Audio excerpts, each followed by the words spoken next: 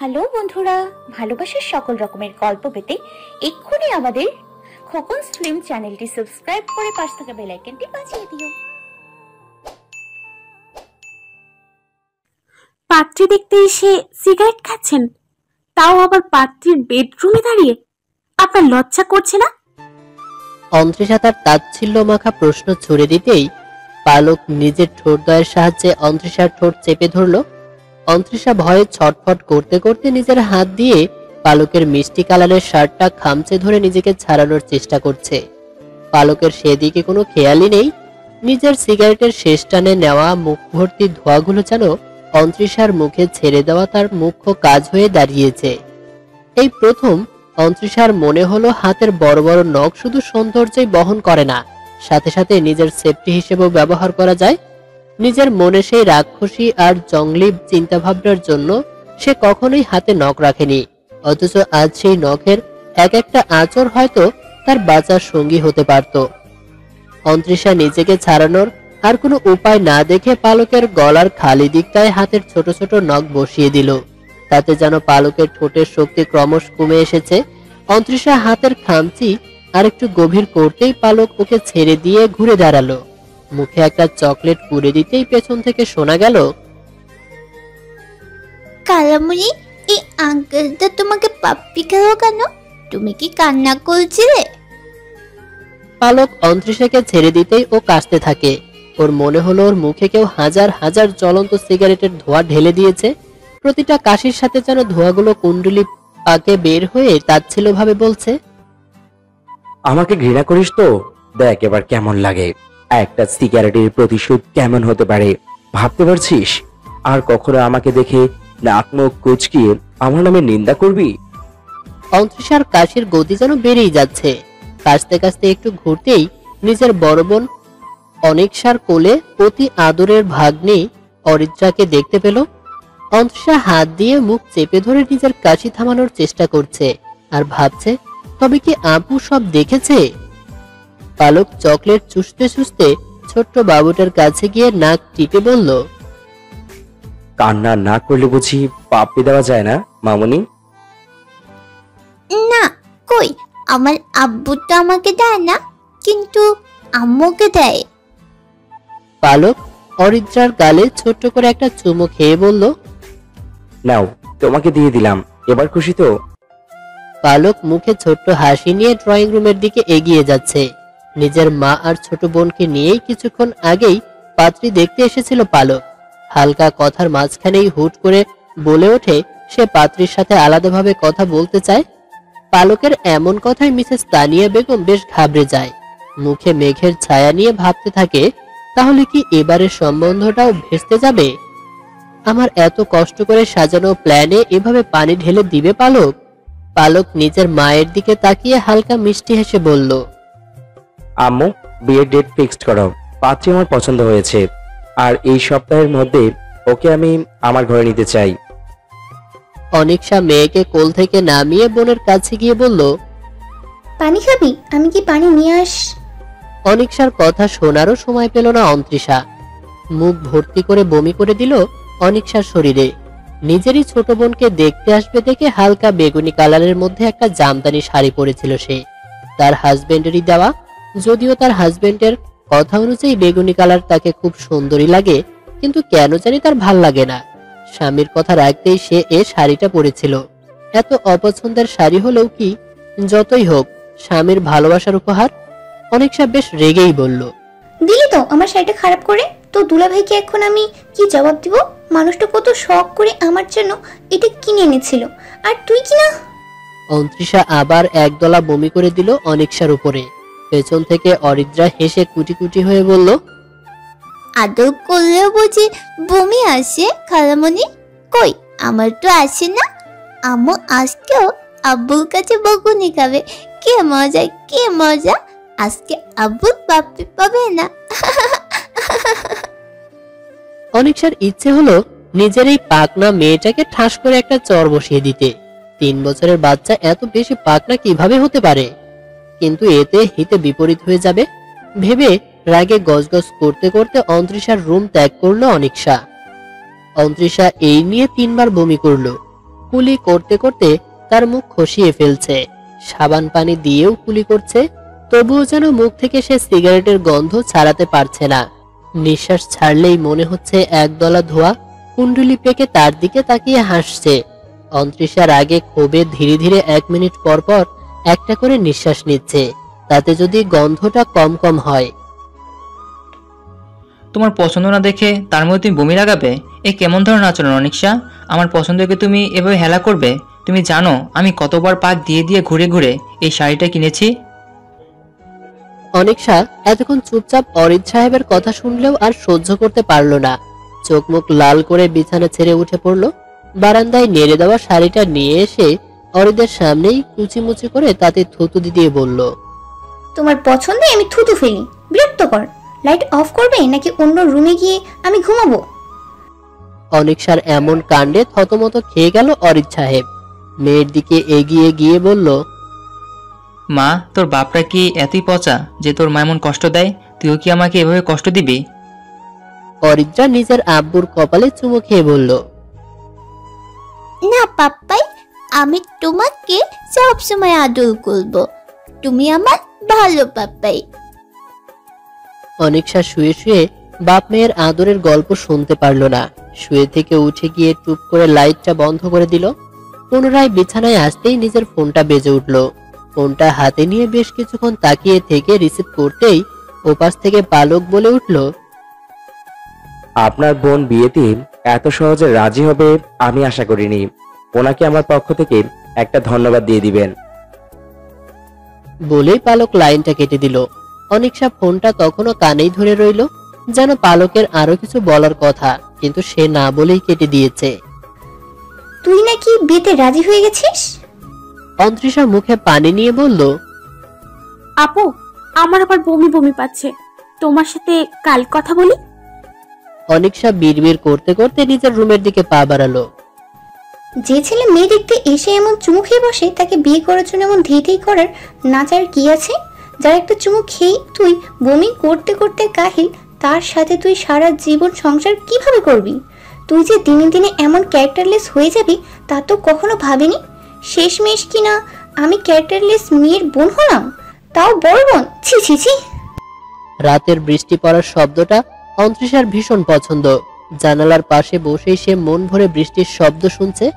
ইচ্ছে করছে বৃষ্টির শব্দের সাথে তাল মিলিয়ে হালকা করে নেচে উঠতে, নিজের চুলগুলোতে বৃষ্টির পবিত্র পানি দিয়ে গোসল করাতে। কিন্তু মায়ের কড়া শাসন, আজ যেন সে কোনোভাবেই বৃষ্টিতে না ভেজে।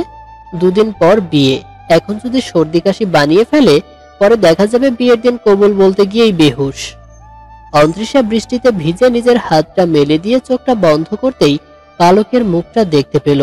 ঠোঁটে হালকা হাসি নিয়ে মনে মনে ভাবতে লাগলো, কেমন মানুষ আপনি! দেখতে এসেই চুমু খেয়ে নিলেন, অথচ আজ 4 দিন হতে চলল, একটা কলও দিলেন না। সবার সাথে ফোনে কথা বলেন, অথচ আমার সাথে বলেন না। যদি আমার সাথে কথা নাই বলবেন, তাহলে আমাকে বিয়ে করতে চাচ্ছেন কেন? অন্তরিশা দীর্ঘশ্বাস নিয়ে ভেজা হাতটা মুখে ছোঁয়াতেই মনে হলো, এমনও তো হতে পারে যে উনি চাচ্ছেন আমি ওনাকে কল দিই। ভাবতেই অন্তরিশা জানালা থেকে সরে এসে নিজের ফোনটা তুলে নিল। ফোনের লক খুলতেই মনে পড়লো তার কাছে তো তার চুমু বাবুর নাম্বার নেই, তাহলে সে কিভাবে কল দিবে? আব্বুর কাছে চাইবো নাকি আম্মুর কাছে? কিন্তু ওরা যদি আমাকে নির্লজ্জ মেয়ে মনে করে? এমনিই বলে আমার নাকি একটু লজ্জা কম। আমি কি এখন নাম্বারটা চেয়ে এটা প্রমাণ করে দেব? অন্তরিশার হাসি হাসি মুখটা নিমিষেই মিলিয়ে গেল। ইস, ওনার নাম্বারটা যে কেন নাই! অন্তরিশা মন খারাপ করতে করতে জানালাটা বন্ধ করে দিল। এই মুহূর্তে তার বৃষ্টির শব্দ শুনতে খুবই বিরক্ত লাগছে, খুব বেশি বিরক্ত। আমি কি একটু তোর রুমে ঘুমাতে পারি? অন্তরিশা পেছনে ঘুরতেই নিজের বোনকে দেখে বলল, আবার ঝগড়া করছো বুঝি? এমন সহজ সরল দুলা ভাইটাকে এত কষ্ট কেন দাও আপু? উনি তোমাকে অনেক ভালোবাসে।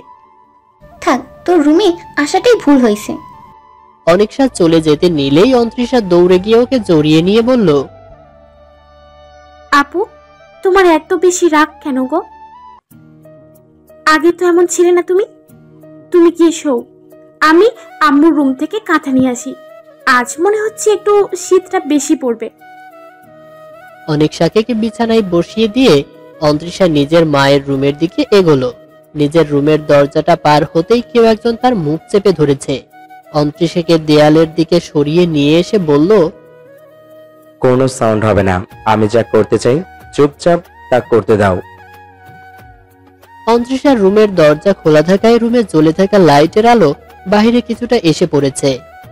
তার মাধ্যমেই মুখ চেপে ধরা লোকটার চেহারা দেখতে পেল অন্তরিষা। কিছুটা ঝাপসা হলেও তার চুমুবাবুর মুখটা সে বেশ বুঝতে পারছে। চোখের চাউনি তার মধ্যে নেই, এপাশ ওপাশ ঘুরপাক খাচ্ছে। কণ্ঠে অনুনয় ছিল নাকি ধমকানি ছিল তা নিয়ে বেশ কনফিউজড। কেন এসেছেন উনি, তাও এত রাতে, এই বৃষ্টিতে ভিজে? মাথার মাঝারি সাইজের চুলগুলো ভিজে কিছুটা লেপ্টে রয়েছে কপালে। মনে হচ্ছে কপালে কিছুটা চিন্তার ভাঁজ, না হয় অস্থিরতার ভাঁজ রয়েছে, কিন্তু লেপ্টে যাওয়া চুলগুলোর জন্য ঠিক বুঝে উঠতে পারছে না। অন্তরিষা কিছুটা ভয় পেয়েই হাতগুলো গুটিয়ে নিয়েছিল নিজের জামার আড়ালে। হালকা আকাশি কালারের জামা পরেছিল সে, কিন্তু পালকের মুখটা দেখেই অন্তরিষার ভয় কেটে গেল। কেন কেটে গিয়েছে সে জানে না, কিন্তু এটা বুঝতে পারছে এই মানুষটাকে দেখে ভয় পাওয়ার কোনো মানেই হয় না। পালক অন্তরিষার মুখ থেকে নিজের হাতটা সরিয়ে নিল। চোখে চোখ পড়তেই চোখটাও সরিয়ে নিয়ে অন্তরিষার বা হাতটা টেনে ধরে বলল, তোমার চোখে মুখে ভয়ের ছাপ আশা করেছিলাম। অন্তরিষা পালকের কথায় পিঠে কি বলবে বুঝতে পারল না। তার যে কেন ভয় পাচ্ছে না সেটা তো সে নিজেই বুঝতে পারছে না। পালক নিজের পকেট থেকে একটা মেহেদির কোণ বের করে অন্তরিষার হাতে দিতে শুরু করেছে। অন্তরিষা তখনও পালকের দিকে চেয়েছিল। এত ঝাপসা আলোতে চেহারাটা ভালো করে বোঝা যাচ্ছে না বলে খুব রাগ হচ্ছে। তার যে এই মুখটা সবকিছুকে মন ভরে দেখে নিতে ইচ্ছে করছে। হাতে হঠাৎ ঠান্ডা কিছুর উপস্থিতি পেয়ে অন্তরিষা নিজের হাতের দিকে তাকালো। তাকিয়ে খিলখিলিয়ে হেসে দিল। পালক একটা ভ্রু উঁচু করে বলল, হাসছো কেন? মেহেদি দেওয়াটা কেমন হচ্ছে সেটা বড় কথা নয়, কে দিয়ে দিচ্ছে সেটাই বড় কথা, বুঝেছো? আর এমন বাচ্চাদের মতো শব্দ করে হাসছো কেন? তুমি জানো না শব্দ করে হাসতে নেই? পালকের কথায় অন্তরিষা হাসিটাকে আটকানোর চেষ্টা করছে। তার আর কি দোষ? এভাবে লেপ্টে মেহেন্দি দিলে তো হাসি পাবেই। যেটা সে পারে না সেটা তাকে কেন করতে হবে? এমন তো নয় যে আমি বায়না ধরেছি। বাচ্চামি করছেন আপনি, অথচ বলছেন আমাকে। অন্তরিষার ভাবনার বিচ্ছেদ ঘটাতেই হয়তো পালক হুট করে ওর জামাতে হাত দিয়েছে। কোমরের সাইড দিয়ে কাটার দাঁড় ধরেই জামার সামনের পার্টটা উঁচু করতেই অন্তরিষা ঝট করে পালকের হাত চেপে ধরে বলল, কি করছেন? পালক নিজের হাত থেকে অন্তরিষার হাতটা সরাতে সরাতে বলল, আমি এক কথা দুবার বলতে পছন্দ করি না অন্তরিষা, আমি যা করতে চাই তা করতে দাও। পালকের এবারের কথাতেও অনুনয় ছিল নাকি ধমকের সুর ছিল তা বুঝতে পারেনি অন্তরিষা। তবে এটা বুঝতে পেরেছে তার হাত দুটো অবশ হয়ে আছে, আর সেই হাত কিছুতেই পালককে বাধা দিতে পারবে না, কিছুতেই না। কিন্তু কেন? পালক জামাটা উস্কিয়ে উঁচু করে ধরতেই অন্তরিষা চোখ বন্ধ করে ফেলল। মনের ভেতর এক অজানা অপরাধ ফিল হচ্ছে। এখনো তো তাদের বিয়েই হয়নি, এসবে সম্মতি দেওয়া কি ঠিক হচ্ছে? অন্তরিষার ভাবনাগুলো দ্রুত বয়ে যাচ্ছে। তবে এই অপরাধের ফিলিংসটাকেও তার কেন এত বেশি ভালো লাগছে? অন্তরিষা পেটের সাইডের দিকে আবারও ঠান্ডা কিছুর ছোঁয়া পেয়ে চোখ মেলে ফেলল। হালকা মুচকি হেসে মনে মনে বলল, ঠিক, আমি এসব কি ভাবছিলাম? মেহেদি শুকানোর আগেই জামাটা ছাড়বে না, এভাবেই ধরে রেখো প্লিজ। পালক নিচের দিকে তাকিয়ে নিজের অনুনয়ের কথাটা শেষ করেই হেঁটে চলে গেল। অন্তরিষা জামাই হাত রেখে ভাবনায় ডুব দিল। এই বৃষ্টিতে এত কষ্ট করে এসেছেন আমাকে মেহেন্দি পরাতে, জাস্ট শুধু মেহেন্দি পরাতে? আমার সাথে দুটো কথাও তো বলেননি, একটা বারও আমার মুখটার দিকে তাকালেন না। আমার কেন যেন মনে হচ্ছে হুট করে রাস্তায় দেখা হলে আপনি হয়তো আমাকে চিনবেনও না, আর সেই অচেনা মেয়ের সাথেই আপনি এমন অদ্ভুত কাজগুলো করে যাচ্ছেন। কিন্তু কেন? অন্ত্রিসা দীর্ঘশ্বাস ছেড়ে ঘুরতেই দরজায় অনিকশাকে দেখতে পেল। এত গভীর নয়নে সে কি দেখছে? এবারও কি আপু সব দেখে ফেলেছে? অন্ত্রিসা কিছুটা লজ্জা নিয়ে আবারও নিজের রুমে ঢুকে যাচ্ছে। অনিকশার নজর অন্ত্রিসার পেটে। লাইটের আলোতে মেহেদির কালচে রঙে পালক লেখাটা যেন জলজল করে যাচ্ছে। এইভাবে পেট বের করেই শুয়ে থাকবি? সামনে যে তোর বড় বোন দাঁড়িয়ে আছে, তাতে কি তোর একটু লজ্জাবোধ করছে না? যা ধুয়ে আয়। উনি তো ধুতে বলেনি আপু। ধুতে বলিনি বলে ধুবি না? এভাবে পেট বের করে হেঁটে বেড়াবি? সবাইকে দেখাবি তোর বর তোর পেটে বসে আছে? অন্ত্রিসা কিছুটা মন খারাপ নিয়েই ওয়াশরুমের দিকে এগিয়ে গেল। মেহেদি ধুয়ে পরিষ্কার করে আস্তে আস্তে অনিকশা ঘুমিয়ে পড়েছে। অনিকশার এই একটা অভ্যাস অন্ত্রিসাকে বেশ ভাবায়। একটা মানুষ বিছানায় শুতে শুতে কি করে ঘুমিয়ে পড়ে সে তো পারে না। কম করে হলেও তার 1 ঘন্টা চোখ বন্ধ করে ভুলভাল হাবিজাবি জিনিস ভাবতে ভাবতে এপাশ ওপাশ করতে হয়, তারপর যদি ঘুম পুরুষ এসে হাজির হয়। তবে এখন তার হাবিজাবি জিনিসগুলো চুমু বাবুকে নিয়েই ঘুরপাক খায়। অন্ত্রিসা আপুর পাশে শুতেই দরজায় নক করার শব্দ পেল। এত রাতে আবার কে এলো? অন্ত্রিসাকে বলে চিৎকার করতে গিয়েও থেমে গেল। যদি পালক এসে থাকে তাহলে তো আপুর সামনে আবার নির্লজ্জ হতে হবে। অন্ত্রিসা নিঃশব্দে দরজার কাছে গিয়ে ছিটকে নিতে হাত দেয়। দুলা ভাই, আপনি? অনেকই ঘুমিয়ে পড়েছে। ডেকে দেব। অরিত সাহেব উকি দিয়ে অনিকশাকে দেখতে দেখতে বলল, না থাক, ওর কাঁচা ঘুম ভেঙে গেলে খুব রাগ করবে। আপুকে এত ভালোবাসেন, তাহলে ঝগড়া করেন কেন? অন্ত্রিসার কথার উত্তর হিসেবে হালকা হেসে উঠল অরিত। আসে, তুমি দরজা আটকে ঘুমিয়ে পড়ো।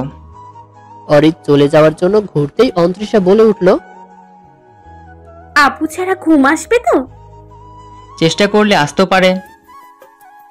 আমার কাছে একটা প্রস্তাব আছে, আপনি চাইলেই গ্রহণ করতে পারেন। অরিত বেশ বিস্ময় নিয়ে পেছনে ঘুরে দাঁড়ালো।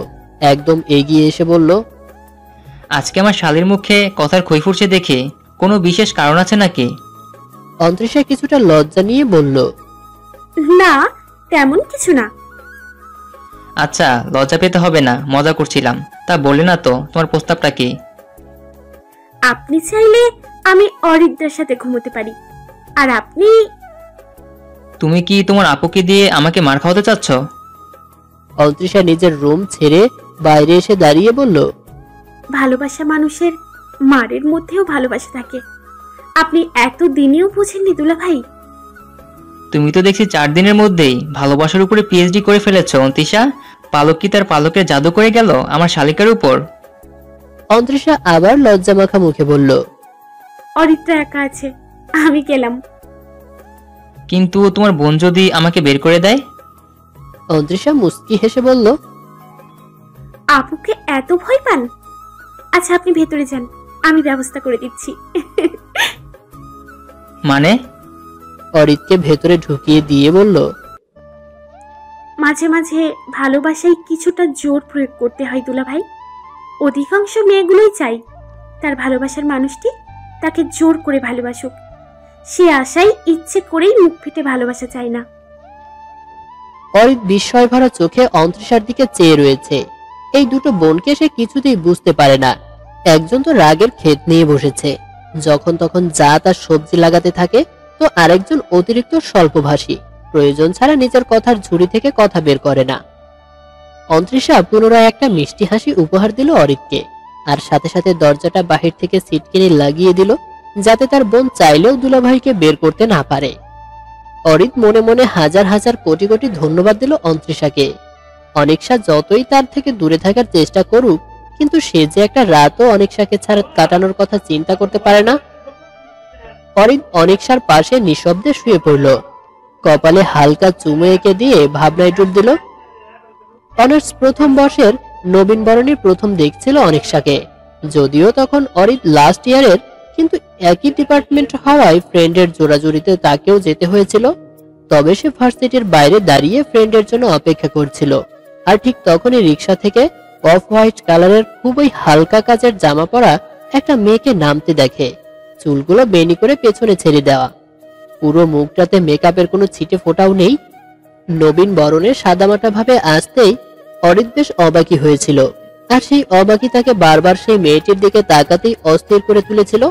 তারপর থেকে টানা 3 বছর সে এই মেয়েটিকে দেখার জন্য রোজ ভার্সিটির এই গেটের সামনে দাঁড়িয়ে থেকেছে, কিন্তু মুখ ফুটে কখনো বলতে পারেনি সে ভালোবাসার কথা। এই 3 বছরে অনেক পরিবর্তন এসেছিল অনিকশার, কিন্তু পরিবর্তন আসেনি অরিতের ভালোবাসার। একদিন হুট করেই অনিকশা অরিতের সামনে এসে দাঁড়িয়ে বলল, বিয়ে করবেন আমায়? এক্ষুনি করতে হবে। অনিকশার এমন কথা হজম করতে বেশ কষ্ট হয়েছিল অরিদের। মুখ দিয়ে কোনো কথা আসেনি, মনে হয়েছিল এই মেয়েটার কণ্ঠ দিয়ে অরিদের কণ্ঠকে খেয়ে ফেলেছে। অরিত শুধু মাথা দুলিয়ে উপর নিচ করে হ্যাঁ বলেছিল। সেদিন ঠিক তখনই অরিদ আর অনিকশার বিয়ে হয়ে গিয়েছিল।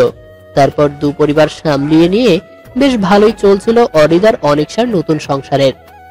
অনিকশা শুধু একটা কথাই বলতো, আমাকে বেশি বেশি ভালোবাসো না কেন? আমার যে বেশি বেশি ভালোবাসার খুব প্রয়োজন, আর একটু বেশি ভালোবাসবে প্লিজ। অনিকশার এমন হুটহাট কথাই অরিদকে বেশ ভাবাতো।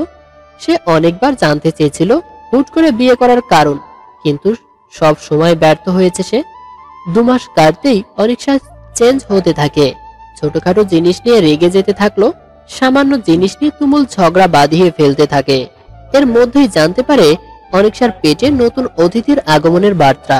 অরিদ ভেবেছিল হয়তো এবার অনিকশা আবার আগের মতো অরিদের কাছে ভালোবাসা পাওয়ার আবদার করবে, কিন্তু না, অনিকশা দিন দিন তার থেকে দূরত্বই তৈরি করে যাচ্ছে। অরিদের চোখ চিকচিক করছে। অনিকশাকে পেছন থেকে জড়িয়ে নিয়ে ফিসফিস করে বলল, ভালোবাসি অনি, খুব বেশি ভালোবাসি। এক ফোঁটা পানি গড়িয়ে পড়ল অনিকশার চোখ থেকে। সে তো ঘুমায়নি, তাহলে জাগবে কোন কারণে? আজ যে তার চোখে ঘুমরা নেমে আসেনি। অরিদের ফিসফিস কথাটা অনিকশার বুকে গিয়ে লাগলো। ভালোবাসার কথা শুনেও কি কারোর চোখে পানি আসে? তাহলে তার কেন আসলো? অনিকশার ইচ্ছে হলো সেও অরিদকে জড়িয়ে নিয়ে বলতে, আর একটু ভালোবাসো না আমাকে, আমার যে তোমার বেশি ভালোবাসার প্রয়োজন। অন্তরিশার ঘুম ভাঙলো আপের ডাকে। ঘুমো ঘুমো চোখেই তাকিয়ে রইল অনিকশার দিকে। তোর কল এসেছে, নে ধর। আমার কল তোমার ফোনে? অন্তরিশার হাতে ফোনটা গুজে দিয়ে মেয়ের দিকে এগোলো অনিকশা। অন্তরিশা ফোনের দিকে তাকাতেই দেখতে পেল স্ক্রিনে পালক নাম উঠে আছে। এত সকালে উনি কল দিয়েছেন কেন? আমার সাথে কথা বলবেন বলে? কিন্তু এত সকালে কি কথা বলবেন? অন্তরিশার চোখটা ভালো করে মুছে নিয়ে কণ্ঠটা স্বাভাবিক করে বলল, হ্যালো। তোমার সাথে ইম্পর্টেন্ট কথা আছে। রুমে কেউ থাকলে তাকে বের করে দরজা আটকে আমাকে জানাও। এমন কি ইম্পর্টেন্ট কথা যার জন্য দরজা আটকে নিতে হবে? অন্তরিশা কিছুটা বিরক্ত নিয়ে আপুকে টেনে বাইরে বের করে দরজা আটকিয়ে দিল। আটকেছি, বলুন। একটু লাইনে থাকো তো। অন্তরিশা কিছুটা বিরক্ত নিয়ে আপুকে টেনে বাইরে বের করে দরজা আটকিয়ে নিল। যেখানে পালকের কণ্ঠস্বর শোনার জন্য অন্তরিশা আকুল, সেখানে ইম্পর্টেন্ট কথা মানে তো মহা আকুলতা। ফোনটা কানে নিয়েই বেশ মনোযোগী ভঙ্গিমায় বসে রয়েছে অন্তরিশা। এদিকে 1 2 3 5 10 20 40 মিনিট পার হতে চলেছে, কিন্তু ওপাশ থেকে কারো কণ্ঠস্বর আর ভেসে আসছে না। অন্তরিশা খুবই সূক্ষ্ম মনোসংযোগ করে বোঝার চেষ্টা করছে ফোনের ওপাশে আদৌ কেউ আছে নাকি নেই। কি এমন ইম্পর্টেন্ট কথা বলার ছিল যার জন্য তাকে খালি রুমে দরজা আটকে নিতে হলো, অথচ যে বলবে সেই লাইনে দাঁড় করিয়ে বেপাত্তা হয়ে গেছে। লাইনে থাকতে থাকতে অন্তরিশার ঘুম ঘুম পাচ্ছে। বারবার ফোন চেক করে যাচ্ছে, ওপাশ থেকে লাইনটাও কাটা হয়নি। এক এক করে সেকেন্ড বেড়ে গিয়ে মিনিটও বেড়ে যাচ্ছে। অন্তরিশা কিছুটা বিব্রত ভঙ্গিতেই বলে উঠল, আমি কি কলটা কেটে দেব? কিন্তু ওপাশ থেকে কোনো উত্তর আসেনি। দেখে অন্তরিশা এবার বেশ হতাশ হলো, আর মনে মনে আল্লাহর কাছে দোয়া চাইলো তার জীবনে যেন এমন লাইনে থাকা ইম্পর্টেন্ট মুহূর্ত আর কখনো না আসে। অন্তরিশা কল কাটবে কি কাটবে না ভেবেই পাচ্ছে না। ফোনটা কানে নিয়ে বসা থেকে শুয়ে পড়লো। এক সময়ে তার চোখ দুটোও বন্ধ হয়ে আসলো। তোমাকে বলেছিলাম লাইনে থাকতে, আমার জন্য তুমি সামান্য লাইনেও থাকতে পারো না? কেমন মেয়ে তুমি? আবার আমাকে বিয়ে করার জন্য ধেই ধেই করে নাচছ। তোমাকে বিয়ে তো দূরে থাক, তোমার সাথে কথা বলতেও আমার গা গুলাচ্ছে। ইডিয়েট কোথাকার। খবরদার, কারো কাছ থেকে যদি আমার নাম্বার নিয়েছো আর আমাকে কল দিয়েছো, তাহলে ফোনের ভেতর থেকেই তোমাকে আমি গুলি করে মেরে ফেলবো। যত সব। অন্তরিশা লাফ দিয়ে শোয়া থেকে উঠে পড়ল। শরীর ঘেমে গেছে। ওড়না দিয়ে গলা মুছতে মুছতে ভাবলো, আমি কি স্বপ্ন দেখলাম? অন্তরিশার পাশেই পড়ে থাকা ফোনটা হাতে নিতেই দরজায় অনর্গল নক করার শব্দ পেল। দৌড়ে দরজা খুলতেই অনেকটা ঝাঁঝালো কণ্ঠে বলল, 2 ঘন্টা যাবত কি এত কথা বলছিস শুনি, যার জন্য আমাকে রুম থেকে বের করে দিলি? আমি তো ঘুমিয়েছিলাম। আপু, কথা তো হয়নি। কথা হয়নি মানে? তুই তো কানে ফোন লাগিয়ে আমাকে বের করে দিলি। অন্তরিশার উত্তরের অপেক্ষা না করেই ওর হাত থেকে নিজের ফোনটা ছিনিয়ে নিল অনিশা। ফোনের লাইটটা অন করেই দেখতে পেল পালক এখনো কলে কানেক্ট আছে। নামের নিচটাতেই কল টাইমে 2 ঘন্টা 33 মিনিট 5 সেকেন্ড উঠে আছে। যদিও বা সেকেন্ডটা এখনো চলছে। অনিশা বেশ করুণ নয়নেই অন্তরিশার দিকে তাকিয়ে বলল, বিয়ে আগে আপুকে মিথ্যে বলা শিখে গেলি? কি মিথ্যে বললাম? অন্তরিশার কথার উত্তর দেওয়ার প্রয়োজন মনে করলো না অনিশা। পালকের কলটা কেটে দিয়ে ফোনটা অফ করে ফেলল। নিজের রুমে এসে ফোনটা ঢিল মেরে ফেলে দিতে অরিক বলে উঠল, আমার রাগ ফোনের উপর দিয়ে ঝাড়ছো কেন অনি? তুমি চাইলে আমাকে বকতে পারো। এখন তো তোমার বকা না খেলে আমার পেটের ভাত হজমই হয় না। দেখো, আজকে নাস্তা এখনো হজম হয়নি, পেটটা কেমন ফুলে আছে।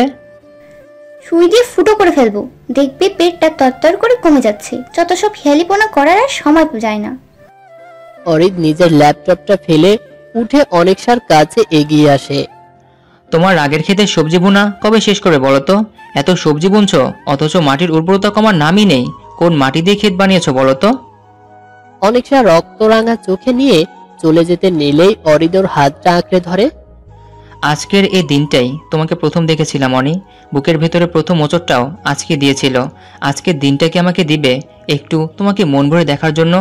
লাস্ট কবে তুমি আমার চোখে চোখ রেখে হাসি দিয়েছিলে, তোমার কি মনে পড়ে? অরিদের হাত থেকে নিজেকে ছাড়িয়ে নেওয়ার চেষ্টা থাকলেও এখন আর ইচ্ছে করছে না। অরিদ তাকে কতটা ভালোবাসে সেটা হয়তো সে অরিদের থেকেও ভালো করে জানে। যে ছেলে শুধু এক পলক দেখার জন্য রোজ ভার্সিটির গেটে দাঁড়িয়ে থাকে 3টা বছর পাড়ি দিয়ে দিয়েছে, সে ছেলের হৃদয়ে অনিশা কতটা জায়গা জুড়েছিল তাও অনিশার অজানা না। আর সেই জানা থেকেই হয়তো এতটুকু বুঝতে পেরেছিল অরিদ তাকে ফিরাবে না। আর সেই বিশ্বাসেই সে হুট করেই অরিদকে বিয়ের কথা বলে ফেলে। বিয়েটাও হয়ে যায় কোনো সাজসজ্জা ছাড়াই। অরিদ চাইলেই সেদিন অনিশাকে ফিরিয়ে দিতে পারত, যেখানে আজকালকার ছেলেরা 4-5 বছরের রিলেশনে গিয়েও বিয়ের কথাই পিছিয়ে যায়। সেখানে তো অরিদের সাথে ভালোবাসার কোনো আদান প্রদানও হয়নি। তবুও মানুষটা একটু একটু টু শব্দও করেনি। একটাবার নিজের ফ্যামিলির কথা, ভবিষ্যতের কথা ভাবেনি। অনিশার জাস্ট এক কথাই বিয়ে করে ফেললো। কতটা ভালোবাসলে এমন কাজ করতে পারে ভাবলেই অনিশার বুকটা কেঁপে ওঠে। অরিদের ভালোবাসার বিনিময়ে এই 4টা বছরে সে অরিদকে কি দিয়েছে? শুধু অবহেলা আর অবহেলা। কিন্তু কেন কেন সে অরিদের বুক ভরা ভালোবাসায় নিজেকে রাঙাতে পারে না? অনিশার লালচে চোখটা আরো লাল হয়ে আসলো, তবে রাগে নয়, না পারার ব্যর্থতায়। আমি মনে করতেও চাই না আজ 29 গায়ে হলুদ, একটু পরে মেহমানে বাড়ি ভর্তি হয়ে যাবে। আর এমন পরিস্থিতিতে তোমার এসব মাথায় আসে কি করে অরিদ? বেশি সময় নিব না অনি, 1 ঘন্টা দিলে চলবে। তোমার তাতেও সমস্যা হলে 30 মিনিট দিও। তোমার সাথে এক রিক্সায় ঘুরতে খুব ইচ্ছে করছে অনি, প্লিজ অনি। অরিদের এই আবেগ মেশানো কথাগুলো অনিশার বুকে তীরের মতো গিয়ে বিধে। এত আবেগ মেশানো কথাই মানুষটা কোথা থেকে পায়? শুনলেই চোখটা ভিজে আসে আর নিজের প্রতি ঘৃণা আসে। কিন্তু কোনো মানুষই চায় না সে নিজেকে ঘৃণা করুক। অনিশাও তাই তো সে যতটা পারে অরিদের থেকে দূরত্ব বজায় রেখে থাকে। আর সামনাসামনি হলেই কোনো ইস্যু দেখিয়ে ঝগড়া শুরু করে দেয়। তবুও যেন মানুষটা তার আবেগ থেকে কিছুটাও নিজেকে সরাতে পারে না। এত কেন ভালোবাসে সে তাকে? সে তো আসলেই এগুলো পাওয়ার যোগ্য না। অনিশা জোর করে নিজের হাতটা ছাড়িয়ে নিয়ে তীর্যক কণ্ঠে বলল, আমি আমার একটা মিনিটও তোমার এসব ফালতু কাজে ব্যবহার করতে চাই না। অনিশা দ্রুত পদে রুম ছেড়ে বেরিয়ে আসে। পেছনে ফিরে তাকানোর সাহস নেই। সে জানে তার এই কথাটাই কতটা কষ্ট পেয়েছে অরিদ। কষ্টে মুখটা মলিন হয়ে এসেছে, যা সে দেখতে পারবে না। বাড়ি ভর্তি মেহমানের কদরে ব্যস্ত হয়ে পড়েছে অনিশা। এর মধ্যে বেশ কয়েকবার অরিদের পিছু পিছু ঘুরঘুর করছে, কিন্তু সেদিক থেকে নিজেকে আড়াল করাটাই শ্রেয় মনে করলো অনিশা। মানুষটাকে এতটা কষ্ট দিয়ে ফেলবে জানলে সে কখনোই বিয়ে করতে চাইতো না। সেদিনের সেই ছোট্ট ভুল আজ এত বড় ইস্যু হয়ে দাঁড়াবে কখনোই ভাবতে পারেনি সে। অন্তরিশাকে হলুদ শাড়িতে বেশ লাগছে, শুনছে এই সব নাকি পালক নিজে কিনেছে, সাথে ফুলের গয়নাগুলো সে নিজের হাতে বানিয়েছে। ভাবতেই মনের ভেতর আনন্দরা দোল খেয়ে যাচ্ছে অন্তরিশার। বারবার ফুলগুলোকে ছুঁয়ে দেখছে, মাঝে মাঝে তো নাকে নিয়ে গন্ধও শুকছে। অন্তরিশার মনে হচ্ছে ফুলের মধ্যে সে পালকের গন্ধ পাচ্ছে। কি আবেগী এই সুভাষ! অন্তরিশার এমন কাণ্ডে বেশ বিরক্ত হচ্ছে পার্লার থেকে আগত মেয়েগুলো। ঠিক মতো সাজাতেও পারছে না, এত নড়াচড়া করলে কি সাজানো যায়? কিন্তু মুখ ফুটে কিছু বলতেও পারছে না। উফ, আর কতক্ষণ তোমার সাজুগুজু দেখবো খালামণি? তুমি এমন করলে সাজানো কিভাবে শেষ হবে? বারবার ফুলগুলো খুলে শুধু নাকে শুকছো কেন? ফুলগুলো তো নষ্ট করে দিচ্ছ, আমি কখন সাজবো? অরিদ্রার কথায় হেসে ফেলে অন্তরিশা। কি করবো মামুনি, এইগুলোর গন্ধটা এত বেশি ভালো যে আমার তো নাক থেকে সরাতে ইচ্ছেই করছে না। কি করি বলে তো? অন্তরিশার কথায় বেশ বিরক্ত হচ্ছে অরিদ্রা। তা বুঝতে পারলো অন্তরিশা। অরিদ্রার গাল টিপে দিয়ে বলল, আচ্ছা, আর দুষ্টুমি করবো না। এই যে চুপটি করে বসছি, তুমি ওনাদের বলো আমাকে ঠিকঠাক মতো সাজিয়ে দিতে। এই আমি চোখ বন্ধ করে নিলাম। অনেকটা শাড়ির কুচি ঠিক করায় ব্যস্ত। কিছুতেই কুচিটা মনের মতো হচ্ছে না। বিয়ের এত বছর পরও শাড়ি পরা শিখতে না পারায় সেদিন আম্মু হালকা করে ঝেড়ে দিয়েছিল, আর আজকেও একই ঝাড়ি খাওয়ার সাহস পেল না অনেকটা। তাই নিজেই নিজে শাড়ি পরার চেষ্টা করছে। যদিও বা কুচিগুলো তার হাতের অবাধ্য হচ্ছে, কিছুতেই সমান মাপে কুচি নিতে পারছে না। হঠাৎই অরিদেশে অনেকটার হাত থেকে কুচিগুলো কেড়ে নিয়ে বলল, আমাকে ডাকলেও পারতে, তোমার কাছাকাছি থাকার একটা বাহানা তো পেতাম। অরিদ নিজের হাত দিয়ে ছোট ছোট করে কুচিগুলো আঙ্গুলে গেঁথে নিচ্ছে। কুচি থেকে নজরটা অরিদের দিকে পড়তেই সাথে সাথে চোখ বুজে ফেললো অনেকটা। তোমার চুলটা একটু বেনি করে দিব? না, আমি খোপা করব। ও, খোপা করলে তো ফুলই লাগাতে হবে। আমি তো ফুল কিনতেই ভুলে গেছি, বেনি করে ফেলি। কি বলো অরিত? অরিদ উৎসাহী কণ্ঠে বলল, আমি করে দেই। পারবে তো? আগেও তো দিয়েছিলাম অনি। বেনি করা শেষ। অনিকশাকে আয়নার সামনে দাঁড় করিয়ে অরিদ বলল, তোমার এই বেনুনিটা যথেষ্ট আমাকে ঘায়েল করার জন্য। অনিকশা কিছু বলতে যাবে, ঠিক তখনই নিজের ফোনটা বেজে ওঠে। ফোনটা হাতে নিতেই বুঝতে পারে পালক কল করেছে। হ্যালো আপু, অন্তরিশার সাজকে শেষ হয়েছে। সবার আগে ওকে আমি দেখতে চাই। আপনি কি ওর রুমে গিয়ে একটু ভিডিও কল দিবেন? আমি অপেক্ষায় আছি। পালকের মুখে আপু শব্দটা এত বেমানান লাগছে কেন? আপু, কিছু বলছেন না যে? দিচ্ছি। ও যেন জানতে না পারে আমি ভিডিও কলে আছি, একটু খেয়াল রাখবেন। অনিকশা অন্তরিশার রুমে ঢুকে বেশ অবাক হলো। গায়ে হলুদ একজনের হলেও কোণে দুজনকে দেখতে পাচ্ছে। হালকা মুচকি হেসে নিজের মেয়ের কাছে গিয়ে বলল, আজকে কি আমার মাটাও গায়ে হলুদ নাকি? খালামণির মতো সেজেছ যে? খালামণির সাজটা আমার খুব পছন্দ হলে আমার কি দোষ? অনিকশা অরিদ্রাকে কোলে তুলে নিয়ে বলল, না, আপনার তো দোষের কিছু নাই, সব দোষ আপনার খালামণির। অরিদ্রার গালে দুটো চুমু খেয়ে অন্তরিশাকে বলল, দেখি এদিকে ঘুরে বসতো। অন্তরিশা ঘুরে বসতেই পালককে ভিডিও কল দিল অনিকশা। ওয়াও, ভাবিকে কি সুন্দর লাগছে রে ভাইয়া। কিন্তু তুই ভাবিকে না দেখে জানালা দিয়ে কি দেখছিস? হঠাৎ পাপড়ির ডাকে জানালা থেকে সরে এসে পালক বলল, কিছু না। তুই এখানে কি করছিস? তুই তো গায়ে হলুদের অনুষ্ঠান করতে দিলি না, একটু হলুদও লাগাবি না বলে দিয়েছিস। হলুদ ছাড়া বিয়েটা কেমন পানসে পানসে লাগছে না? তাই তোর গালে একটু হলুদ লাগাতে আসলাম। বলেই পালকের গালে হলুদ লেপে দিল পাপড়ি। আরে কি করছিস? বলেছি না হলুদে আমার অ্যালার্জি। বিয়ের হলুদে অ্যালার্জি হয় না ভাইয়া, হলেও কি সমস্যা? ভাবি এসে ভালো করে দেবে।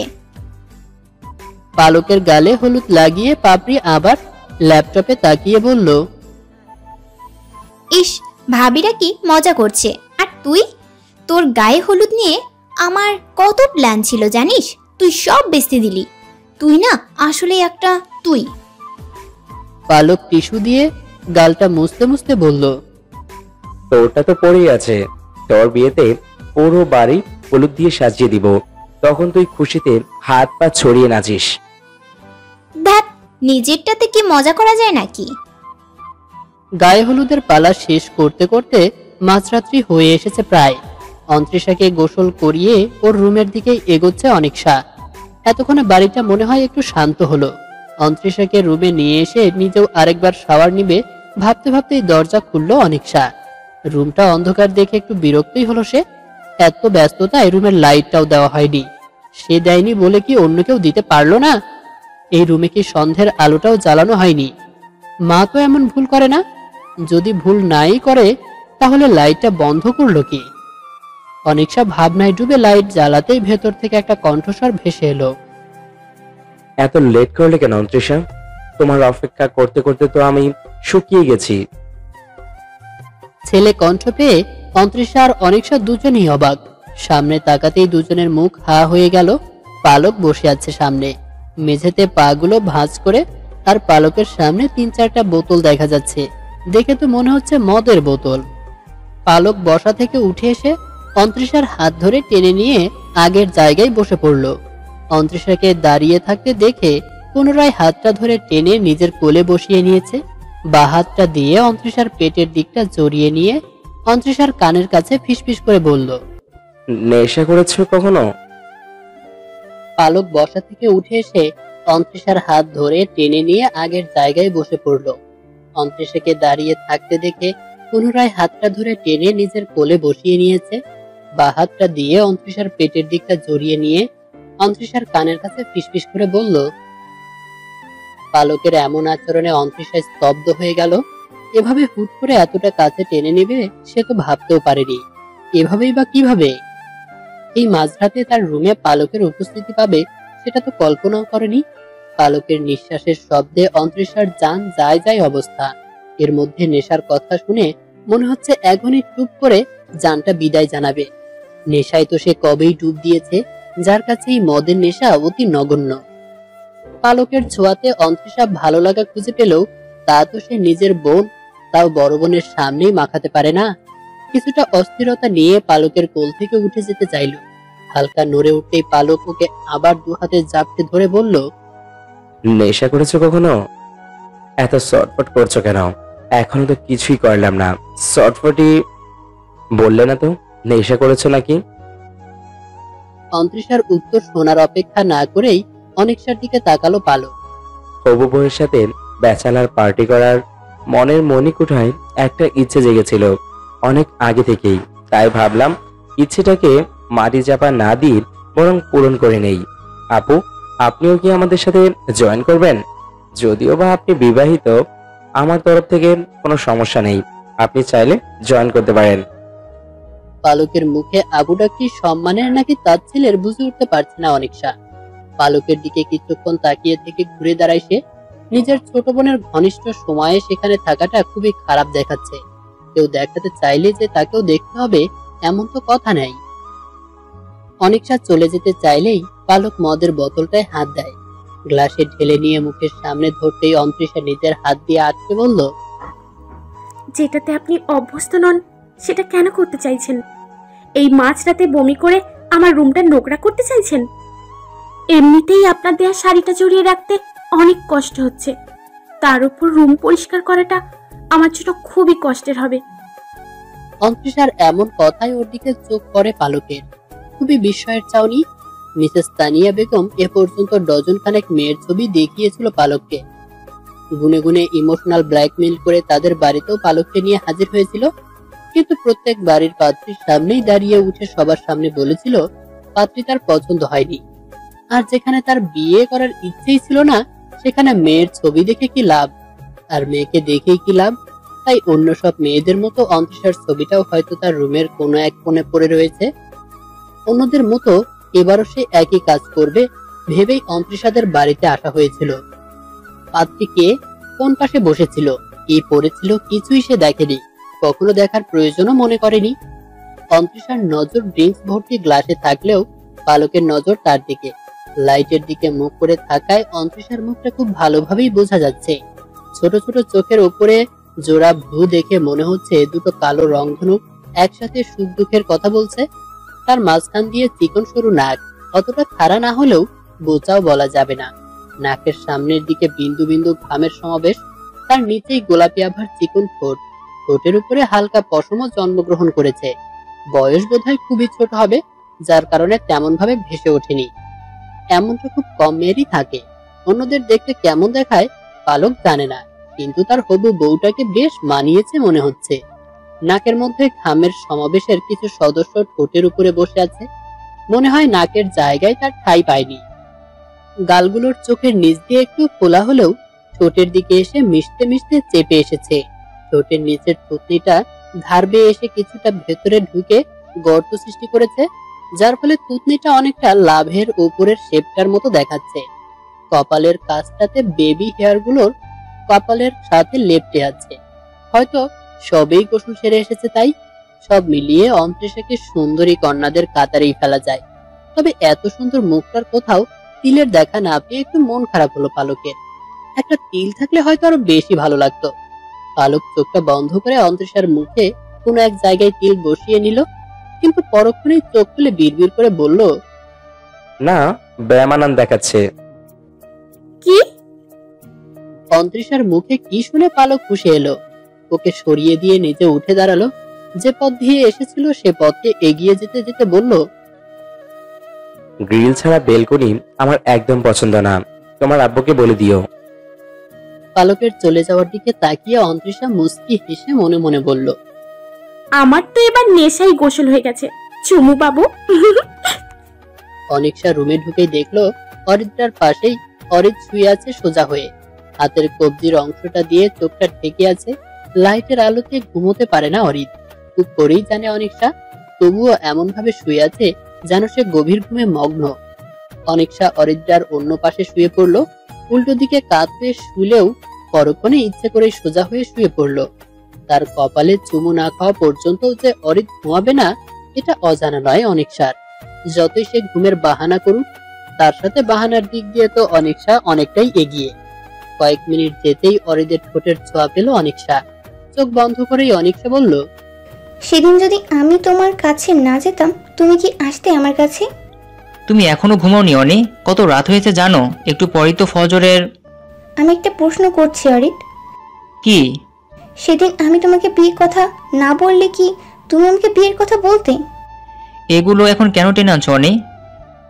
অনিকশা শোয়া থেকে উঠে বসে অরিদ্রের মুখোমুখি হয়ে বলল, আমি যা জানতে চাইলাম তার উত্তর দাও।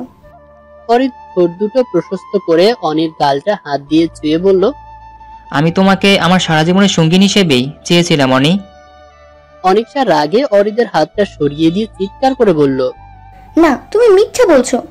যে 3 বছর পার হলেও ভালোবাসি বলতে পারেনি, সে বিয়ের কথা কিভাবে বলতো? অনি, অরিদে উঠে যাবে, শান্ত হও প্লিজ আমার লক্ষ্মী বউটা। অনিকশা বসা থেকে উঠে পড়ে, জোরে জোরে নিঃশ্বাস নিতে নিতে বলল, খবরদার, তুমি আমাকে বউ বলে ডাকবে না। যে ছেলেটা আদৌ বিয়ের কথা বলতেই পারতো না, সেই ছেলেটার বউ বলে ডাকার কোনো অধিকার নেই। অরিদ বিছানা থেকে নেমে অনিকশার সামনে এসে ওকে শান্ত করার চেষ্টা করছে। ছুবে না তুমি আমাকে। যেখানে তুমি বিয়ের কথা বলতেই পারতে না, সেখানে আমার এক কথায় তুমি কেন বিয়ে করলে আমায়? সেই দিনের সেই ছোট্ট আবদার রাখতে গিয়ে আজ আমরা এখানে এসে থমকে গিয়েছি। তুমি কেন সেদিন আমাকে ফিরে দাওনি? বলো, কেন দাওনি? সেদিন যদি আমাকে ফিরে দিতে, তাহলে আজ হয়তো আমার জায়গায় তোমার জীবনে অন্য কেউ থাকতো। তোমার জীবনটা আরো সুন্দর হতে পারতো। আর অরিত্রার আম্মু হয়তো অন্য। অনিকশাকে কথা শেষ করতে না দিয়েই নিজের বুকের সাথে জড়িয়ে নিল অরিন। খুব যত্ন সহকারে আগলে ধরে বলল, আমার খুব লোভ হয়েছিল সেদিন, তোমাকে পাওয়ার লোভ, নিজের করে পাওয়ার। হয়তো সেদিন তোমাকে বিয়ে করার কোনো চিন্তাভাবনা আমার ছিল না, কিন্তু এতটুকু জোর দিয়ে বলতে পারবো, তোমার জায়গায় তুমি না থাকলে এই জায়গাটা শূন্যই পড়ে থাকতো। এখানে অন্য কারো অস্তিত্বর আগমন কখনই ঘটতো না। আমি বিশ্বাস করি না তুমি আমাকে ভুলানোর জন্য এসব মিথ্যা বলছো অরিত। অরিদ কিছু বলতে যাবে তার আগেই অরিদ্রা বলে উঠল, পাপাই মামনি, তোমরা আমাকে লেখে আদল আদল খেলছো। আমি ঘুমিয়ে বললেই তোমাদের আদল আদল খেলতে হয়? তোমরা এত দুষ্টু কেন? আমাকে কখনোই আদল আদল কেমন নাও না, তোমাদের যাতে আলি। অরিদ্রার কণ্ঠ পেয়ে অনেকটা নিজেকে সরিয়ে নিল অরিদের বুক থেকে। অরিদ্রার দিকে তাকিয়ে বুঝলো তাদের ঝগড়ার কারণেই হয়তো ওর ঘুম ভেঙে গেছে। উঠে বসে আছে, গাল দুটো ফুলিয়ে অন্যদিকে মুখ করে আছে। অনেকটা আর অরিদের চোখাচোখি হতেই দুজন একসাথে হেসে উঠল। অন্তরিশার বাসা থেকে বের হয়ে নিজের বাসায় যেতে ইচ্ছে হলো না পালকের, তাই পথ ঘুরে বাল্যকালের বন্ধু আতিশের বাসার দিকে রওনা দিল। ছোটবেলা থেকেই একসাথে হেসে খেলে বড় হয়ে ওঠা, স্কুল কলেজ ভার্সিটিও একসাথে। অন্তরিশার সাথে বিয়ে ঠিক হওয়ার পর থেকে ওর সাথে দেখা হয়নি পালকের। কালকে একটা নতুন সূচনার আগে আতিশের সাথে দেখা করাটা খুবই দরকার। এ কয়দিনে মনের ভেতরে জমে থাকা হাজারো কথা, সেগুলো তো ওর উপরই ঢেলে হজম করতে হবে। সে তো তার কথা হজম করার বন্ধু। ফজরের আজানের সাথে সাথেই আতিশের বাসায় হাজির হলো পালক। এত ভোরে আমার বাসায় কি হয়েছে? সবকিছু ঠিক তো? আতিশের বিছানায় শরীরটা মেলে দিয়ে হাসি মুখেই পালক বলল, অনেকদিন দেখা হয় না, তাই ভাবলাম একটু দেখে যাই। তোর চাকরির কি হলো? পালকের পাশে আতিশও শুয়ে পড়ল। নতুন কোনো খবর নেই, আজকেও একটা ইন্টারভিউ আছে। চাকরির বাজারে যে অবস্থা। দুজনে বেশ কিছুক্ষণ সুখ দুঃখের গল্প করার পর পকেটে হাত দিল পালক। একটা সাদা খাম বের করে আতিশের দিকে এগিয়ে দিয়ে বলল, নে এটা ধর। আতিশ খামটার দিকে কিছুক্ষণ তাকিয়ে থেকে পালকের হাত পিছিয়ে দিয়ে বলল, আমি আর তোর বোনকে পড়াতে পারবো না বালক। পালক মুচকি হেসে আতিশের বালিশের নিচে খামটা রাখতে রাখতে বলল, তোর সাথে কথা বলে আমি যেমন আমার মনের জ্বালা মিটাই, তার বিনিময়ে তোর পেটের কিছুটা জ্বালা কমানো আমার জন্য ফরজ। আর তাছাড়া এটা তো এমনি এমনি নিচ্ছিস না, পাপটিকে পড়ানোর জন্য তোর যে সময়টা ব্যয় হয় তার জন্য। আতিশ মনে মনে বলল, ছাই পড়ে ফাবড়ি পড়লে তো পড়াবো, সারাক্ষণ আমার দিকে তাকিয়ে থেকে থেকে কোন ভাবনায় হারায় আল্লাহই জানে। কিছু বললি না। আচ্ছা, আমাকে একটা কথা বলবি? এই যে কুপিটা নিভে যাচ্ছিল হঠাৎ করে, তাতে কেরোসিন কেন ঢালছিস? এতে যে তোর সাথে অন্যরা জড়িয়ে পুড়ে যেতে পারে, তা তুই বুঝতে পারছিস না? আতিশের কথার পিঠে পালক বড় করে একটা হামি দিয়ে আরাম করে শুয়ে বলল, আমার খুব ঘুম পাচ্ছে দোস্ত, আমাকে 2 ঘন্টা পর জাগিয়ে দিস তো, না হলে বিয়ে ভেঙে গেলে তোর পড়ে যাওয়া পৌরাণী ক্যানারা বিয়ের আগেই জ্বলে যাবে।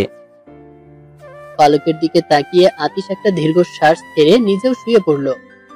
অন্তরিশা বিয়ের শাড়ি দেখে বেশ আশ্চর্যিত। মিষ্টি কালারের শাড়ির মধ্যে সাদা মুক্ত পাথরের ভারী কাজ। এমন মিষ্টি বেনারসি পরে বিয়ের কোণে হয়তো সেই প্রথম সাজবে। কেমন লাগবে তাকে? মিষ্টি কোণের মতো মিষ্টি লাগবে তো। অন্তরিশার হাজারো ভাবনার বিচ্ছেদ ঘটালো অনিকশার আগমনে। রুমে ঢুকেই দরজা আটকিয়ে দিল। দ্রুত পদে অন্তরিশার কাছে এসে ওর হাত থেকে বেনারসিটা কেড়ে নিয়ে তীর্যক কণ্ঠে বলল, এই বিয়ে তুই কিছুতেই করতে পারিস না অনতি। অনিকশার কথায় অন্তরিশার চোখ বড় বড় হয়ে গেল। বেশ অবাক হয়েই বলল, কেন আপু, কি হয়েছে? অনিকশার ভীষণ রাগ হচ্ছে। কেন হচ্ছে সে বুঝতে পারছে না, কার উপর রাগ হচ্ছে এটাও বুঝতে পারছে না। কিন্তু রাগটা অন্তরিশার উপর ঢালতে ইচ্ছে করছে। কিন্তু ওর উপর ঢালাটা কি ঠিক হবে? একটুও ঠিক হবে না। অনিকশা নিজের রাগগুলোকে বড় করে ঢোক গিলে খেয়ে ফেললো। চোখ বন্ধ করে রাগী লুকটাকে ঢেকে নিয়ে শান্ত হয়ে বলল, এই বিয়ে তুই কিছুতেই করতে পারিস না অনতি। এটা কোনো বেনারসি হলো অনতি? এত বড় ঘরের ছেলে অথচ তার পছন্দতে কি নিচু! দেখে তো মনে হচ্ছে 1000 টাকারও হবে না। এমন নিচু মনের ছেলে আমার বোনের হাজবেন্ড হবে? কিছুতেই না। তুই তো আরো ভালো কিছু ডিজার্ভ করিস। হ্যাঁ, তোর গায়ের রংটা আমার তুলনায় একটু কালো, কিন্তু অন্য সব দিক দিয়ে আমার থেকে এগিয়ে। অন্তরিশা আপুর কথায় এবার বেশ বিরক্ত হলো।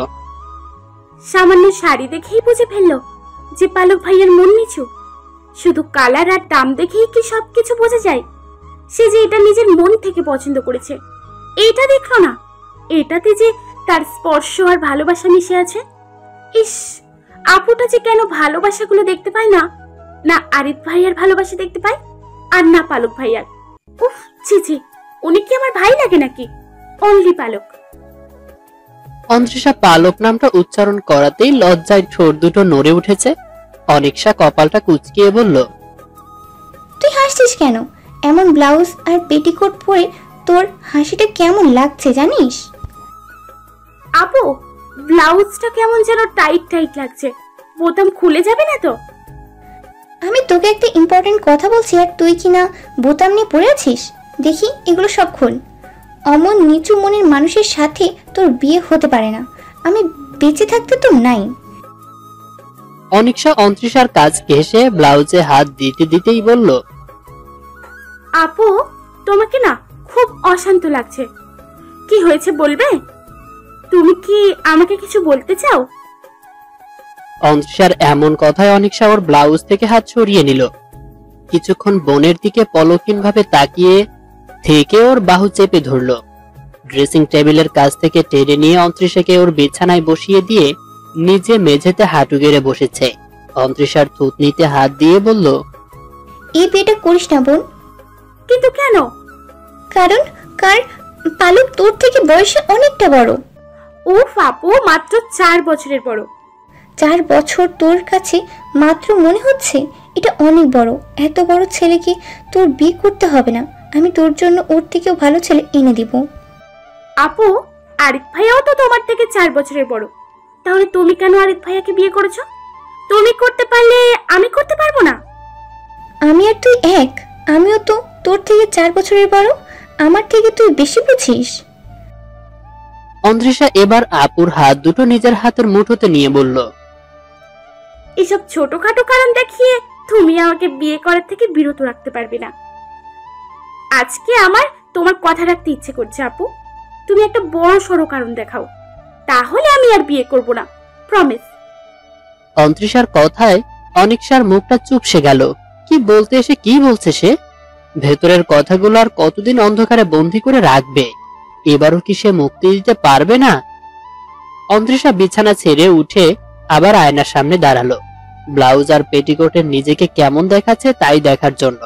কিছুক্ষণ তাকিয়ে থেকে ভাবলো, খুবই বিচ্ছিরি লাগছে। কিন্তু মুভিতে নায়িকাদের তো এমন বিচ্ছিরি লাগে না।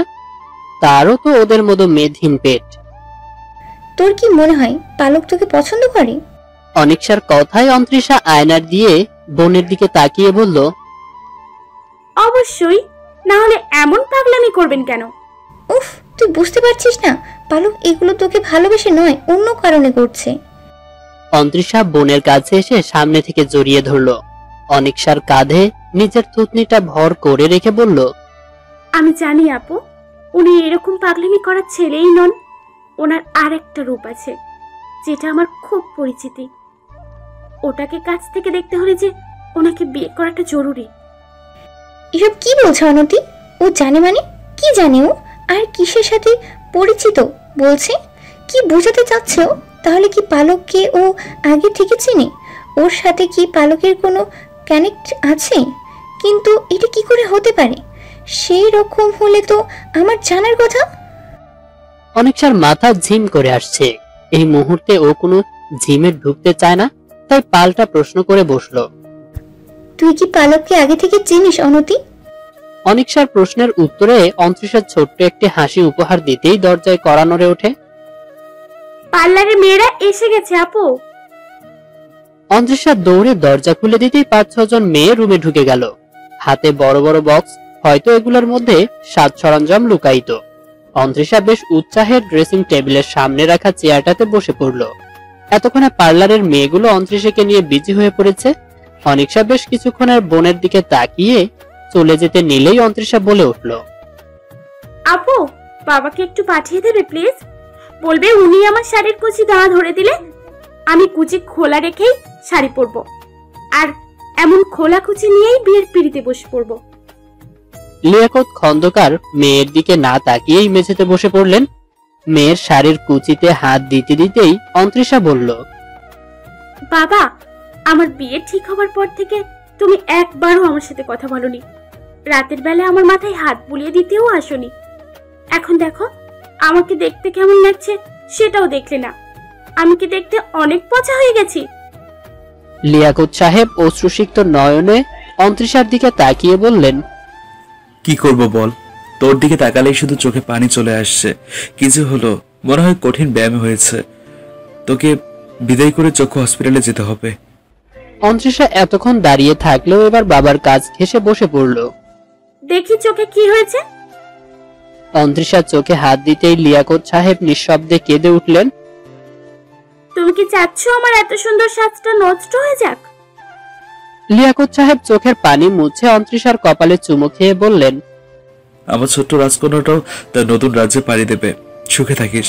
নতুন রাজ্যে রানী হলেই চলবে না, সেখানকার সবার সুখে দুঃখে সাথী হবে, কেমন? সব থেকে ভালো রানী হয়ে দেখাবে। অন্তরিশা বাবাকে জড়িয়ে ধরে বলল, তুমি আমার বেস্ট বাবা, আর বেস্ট বাবার মেয়ে অবশ্যই বেস্ট রানী হবে। বড় মেয়ের হুট করে বিয়ে হওয়ার কারণে তেমন ভাবে বড় করে অনুষ্ঠান করা হয়নি লিয়াকত সাহেবের। তাই ছোট মেয়ের বিয়েতে কোনো কিছুর কমতি হোক সেটা উনি চান না। নিজেই এই বুড়ো বয়সে দাঁড়িয়ে থেকে দুহাতে সব সামাল দিচ্ছে। এই মুহূর্তে ছেলের অভাব বুঝতে পারছেন লিয়াকত সাহেব।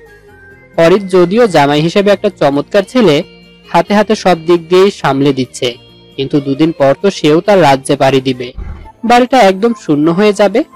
এত বড় বাড়িতে দুজন বুড়াবুড়ি বন্ধু হয়ে থাকাটা কতটা কষ্টকর হবে এখন বুঝতে পারছেন। চোখের কোণে জমে থাকা পানিটা মুছে নিজের অর্ধাঙ্গিনীর খোঁজে গেলেন। বরপক্ষ চলে এসেছে শুনে অনিকশা অন্তরিশার পাশ থেকে উঠে এসেছে। পাশের রুমেই পালকদের বসিয়ে রাখা হয়েছে। বিয়ের কাজটা শেষ করে স্টেজে নেওয়া হবে, তারপর খাওয়া দাওয়া, বাকি কাজ সারা হবে। অনিকশা দূর থেকেই বরকে দেখতে লাগলো। সেও হালকা মিষ্টি কালারের মধ্যে শেরওয়ানি পরেছে।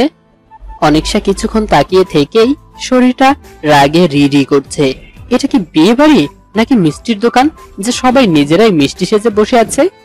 অনিকশার ইচ্ছে হলো বড় করে হাঁ করে পালক আর অন্তরিশাকে টুক করে খেয়ে নিতে। খেতে নিশ্চয়ই বিচ্ছিরি স্বাদ হবে, ভাবতেই অনিকশার বমি বমি পেল।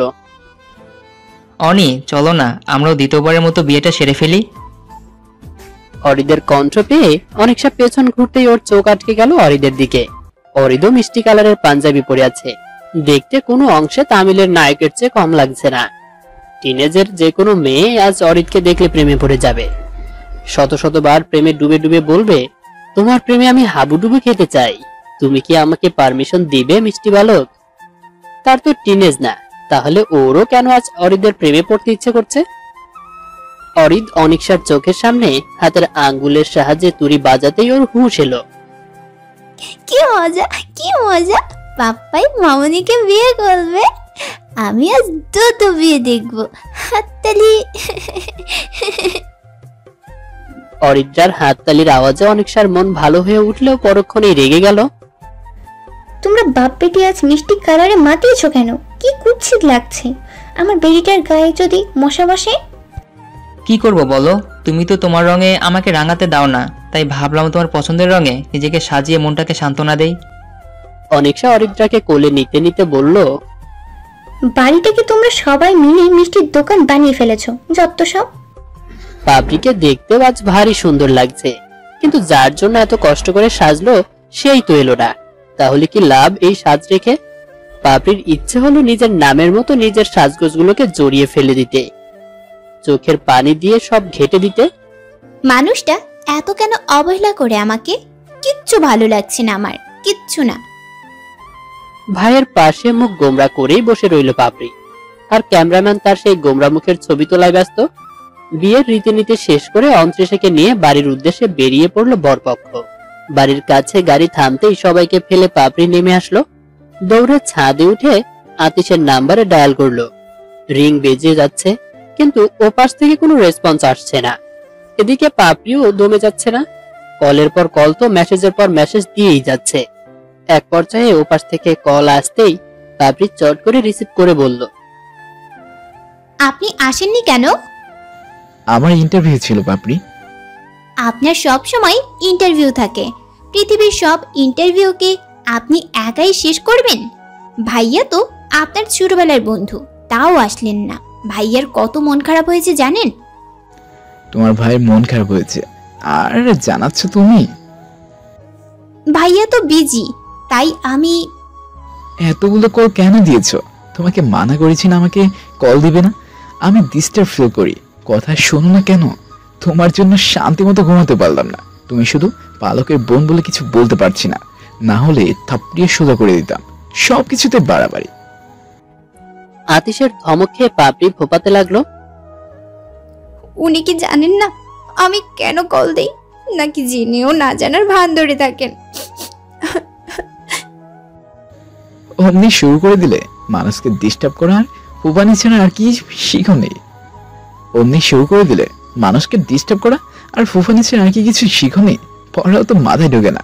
পালকের বোন বলে তোমাকে আমার এত কষ্ট করে পড়াতে হচ্ছে, না হলে কবেই যে ছেড়ে দিতাম। এরকম গোবর মার্কা স্টুডেন্ট আতিশ কখনোই পড়ে না। বেশ বিরক্ত আর তাচ্ছিল্য ভাবে কথাগুলো বলে আতিশ কলটা কেটে দিল। আমি দিনে 1000টা ইন্টারভিউ দিয়েও এতটা টায়ার্ড হই না যতটা না তোমার ফুপানি শুনে হই। পৃথিবীর সবচেয়ে কষ্টের জিনিস কি জানো বাপরে? ভালোবাসা মানুষের চোখের পানি। আর তুমি সেটাই বারবার করো। আমাকে কষ্ট দাও, খুব কষ্ট। তোমার চোখের পানি মোছার কোনো যোগ্যতা আমার নেই। আমি চাই না তোমার চোখের পানি মুছতে গিয়ে আমি আমার আর পালকের সম্পর্ক নষ্ট করতে। অন্তরিশা বেশ কিছুক্ষণ পালকের রুমের বিছানার ঠিক মাঝখানটায় বসেছিল। বসে থাকতে থাকতে কোমর ধরে এসেছে। দরজার দিকে তাকিয়ে দেখলো ভিড়ানোই আছে। কেউ আসবে না ভেবে পালকের রুমটা ঘুরে ঘুরে ছুঁয়ে ছুঁয়ে দেখছে। প্রতিটা জিনিসের গন্ধ নিতে নিতে ঘড়ির দিকে চোখ পড়লো। 3:25। এত রাত হয়ে গেল, উনি এখন এলো না। কখন আসবেন উনি? হঠাৎ কারো পায়ের আওয়াজ পেয়ে অন্তরিশা দৌড়ে বিছানার মাঝে গিয়ে বসে পড়লো। বড় করে ঘুমটা দিয়ে চোখ বন্ধ করে নিল। বুকটা ঢিপ ঢিপ করছে। নিঃশ্বাসটা বন্ধ করে অন্তরিশা পায়ের আওয়াজ শুনতে লাগলো। পুরো মনোযোগটাই দরজার দিকে। পায়ের আওয়াজটা আস্তে আস্তে জোরালো হতে লাগলো, আর তার সাথে তাল মিলিয়ে অন্তরিশার হৃদস্পন্দনরাও জোরালো হচ্ছে। অন্তরিশার চোখ দুটো আরো গভীরভাবে টিপ দিয়ে ধরে আছে, যার ফলে চোখের পাপড়ির সাথে সাথে কপাল আর ভ্রু দুটোই কুঁচকিয়ে আছে। হাত দুটো দিয়ে শাড়িটা মুঠো করে ধরে আছে। নিঃশ্বাস আটকিয়ে রাখার চেষ্টা করলে তা আরো বেশি ঘন হয়ে আসছে, যেন সে এক কঠিন থেকেও কঠিনতর কাজ করে হাঁপিয়ে পড়েছে। পালক অন্তরিশাকে বাড়িতে রেখেই সাথে সাথে গাড়ি ঘুরিয়ে ফেলেছিল। সবাই নতুন বউকে নিয়ে এত ব্যস্ত ছিল যে পালকের দিকে কারো নজর পড়েনি। এত ব্যস্ততার মাঝে নিজেকে খুব অসহায় লাগবে ভেবেই পালক আতিশের বাড়িতে গিয়ে উঠল। পালককে দেখে আতিশ কোনো রিয়াকশনই দেখালো না। এমন একটা ভাব যেন সে জানতো পালক এখনই আসবে। আতিশের সাথে গল্প করতে করতে পালকের চোখ লেগে আসে। তখনই আতিশ ওকে ডেকে তুলে বলল, বউকে রেখে আমার সাথে ঘুমাবি নাকি? বাসেরটাও কি আমার সাথে সারবি ভেবেছিস? পালক দুষ্টুমি করে আতিশকে আষ্টে পৃষ্ঠে জড়িয়ে বলল, তুই মেয়ে হলি না কেন রে আতিশ? তাহলে আমাকে এত পেরেশানিতে থাকতে হতো না, আমি তোকে বিয়ে করে নিতাম। আতিশও দুষ্টুমির ছলে একটু ভাব নিয়ে বলল, তোর কি মনে হয় না আমি মেয়ে হলে 1000টা রাজকুমার আমার পিছে লাইন ধরে থাকতো? আমি অমন 1000টা রাজকুমার রেখে তোকে বিয়ে করতাম? আমার পছন্দ অতটা খারাপ না বলো। পালক আতিশকে ছেড়ে উঠে বসে পড়ল। আতিশের পেটের উপর উঠে বলল, তুই কি বলতে চাচ্ছিস? আমি দেখতে কুৎসিত? কুৎসিত না, কিন্তু রাজকুমারও না। তুই জানিস আমি চাইলে প্রতিদিন ডজন খানেক প্রেম করতে পারতাম, শুধু একজনেতে আটকে গিয়েছিলাম দেখে। আমার পিছনে তো এখনো লাইন লেগে আছে, আর সে তোর থেকে কম সুন্দরী নয়। মানে কে? আতিশ কথার প্রসঙ্গ পাল্টিয়ে বলল, তোর বউ তোর জন্য ওয়েট করে আছে বালক। তাকে ভালোবাসবে কিনা সেটা তোর ব্যক্তিগত ব্যাপার, কিন্তু তাকে কষ্ট দেওয়াটা তোর কোনো অধিকার নেই। সে তো ইচ্ছে করে তোর কাছে আসেনি, বরং তুই জোর করে এনেছিস। তোর কি মনে হচ্ছে না তার মনে বোনা 1000টা স্বপ্ন তুই চুরমার করে দিচ্ছিস? আতিশের কথায় পালকের হাসি হাসি মুখটা নিভে গেল। ওর কাছ থেকে সরে এসে ফোনে হাত দিতেই দেখলো 22টা মিসড কল। নিজের কথা ভাবতে গিয়ে সে শুধু তার নববধূকে না, তার মা আর বোনটাকেও টেনশনে ফেলে দিয়েছে। কি করছে এসব সে? পালক মনের সাথে যুদ্ধ করতে করতে আতিশের রুম থেকে বেরিয়ে আসে। বাসায় ঢুকেই আম্মুর বকা খেয়ে নিজের রুমের দিকে পা বাড়ায়। ফোনের লাইট অন করতেই দেখে 3:33। এতক্ষণে অন্তরিশাও হয়তো ঘুমিয়ে পড়েছে ভেবে নিয়েছিল পালক, কিন্তু রুমে ঢুকেই 2.5 হাত ঘোমটা টেনে বসে থাকা তার নববধূকে দেখতে পেল। রীতিমতো চমকে ওঠে পালক। এখনো জেগে আছে? কোন আশায় জেগে আছে? আমি তো তার কোনো আশারই বাসা বেঁধে দিতে পারবো না। পালকের নিজের উপর খুব রাগ হচ্ছে যে মেয়েটাকে নিজের বউ হিসেবে কখনো স্বীকৃতি দিতে পারবে না, সে মেয়েটাকে কেন সে ঘরে তুললো। পালক রুমের দরজা লাগিয়ে ভাবতে থাকে। আমার কি ওকে সরি বলা উচিত? যদি রেগে যায় রাগে রাখবে, ভুল যখন করেছি সরি তো বলতেই হবে। যতই হোক ওর সময়ের সাথে খেলা করার আমার কোনো অধিকার নেই। বেচারি আমার অপেক্ষায় এখনো ঘুমায়নি। পালক অন্তরিশার পাশে কিছুক্ষণ দাঁড়িয়ে থেকেও মুখ থেকে একটা শব্দ বের করতে পারলো না। মনে হলো সে কথা ভুলে গেছে। ঠোঁট দুটো পাথর হয়ে একটা আরেকটার উপর বসে আছে, কিন্তু মনে মনে হাজারটা সরি বলে মেঝেতে শুয়ে পড়লো। অন্তরিশা অপেক্ষা করতে করতে বিরক্ত হয়ে গেল। চোখ বন্ধ করে রাখতে রাখতে পাপড়ি ব্যথা হয়ে উঠল। হাত দিয়ে শাড়ি খামচে রাখতে রাখতে আঙ্গুলগুলো ফুলে গেল। বিরক্তের জায়গায় এবার রাগ এসে জমাট বেঁধেছে। রাগে ফুসতে ফুসতে একটানে ঘোমটা খুলে ফেললো অন্তরিশা, কিন্তু রুমে তো কাউকে দেখতে পাচ্ছে না। কিন্তু সে স্পষ্ট কারো পায়ের আওয়াজ পেয়েছিল, আর সে নিশ্চিত ওটা তার চুমু বাবুর পায়ের আওয়াজ।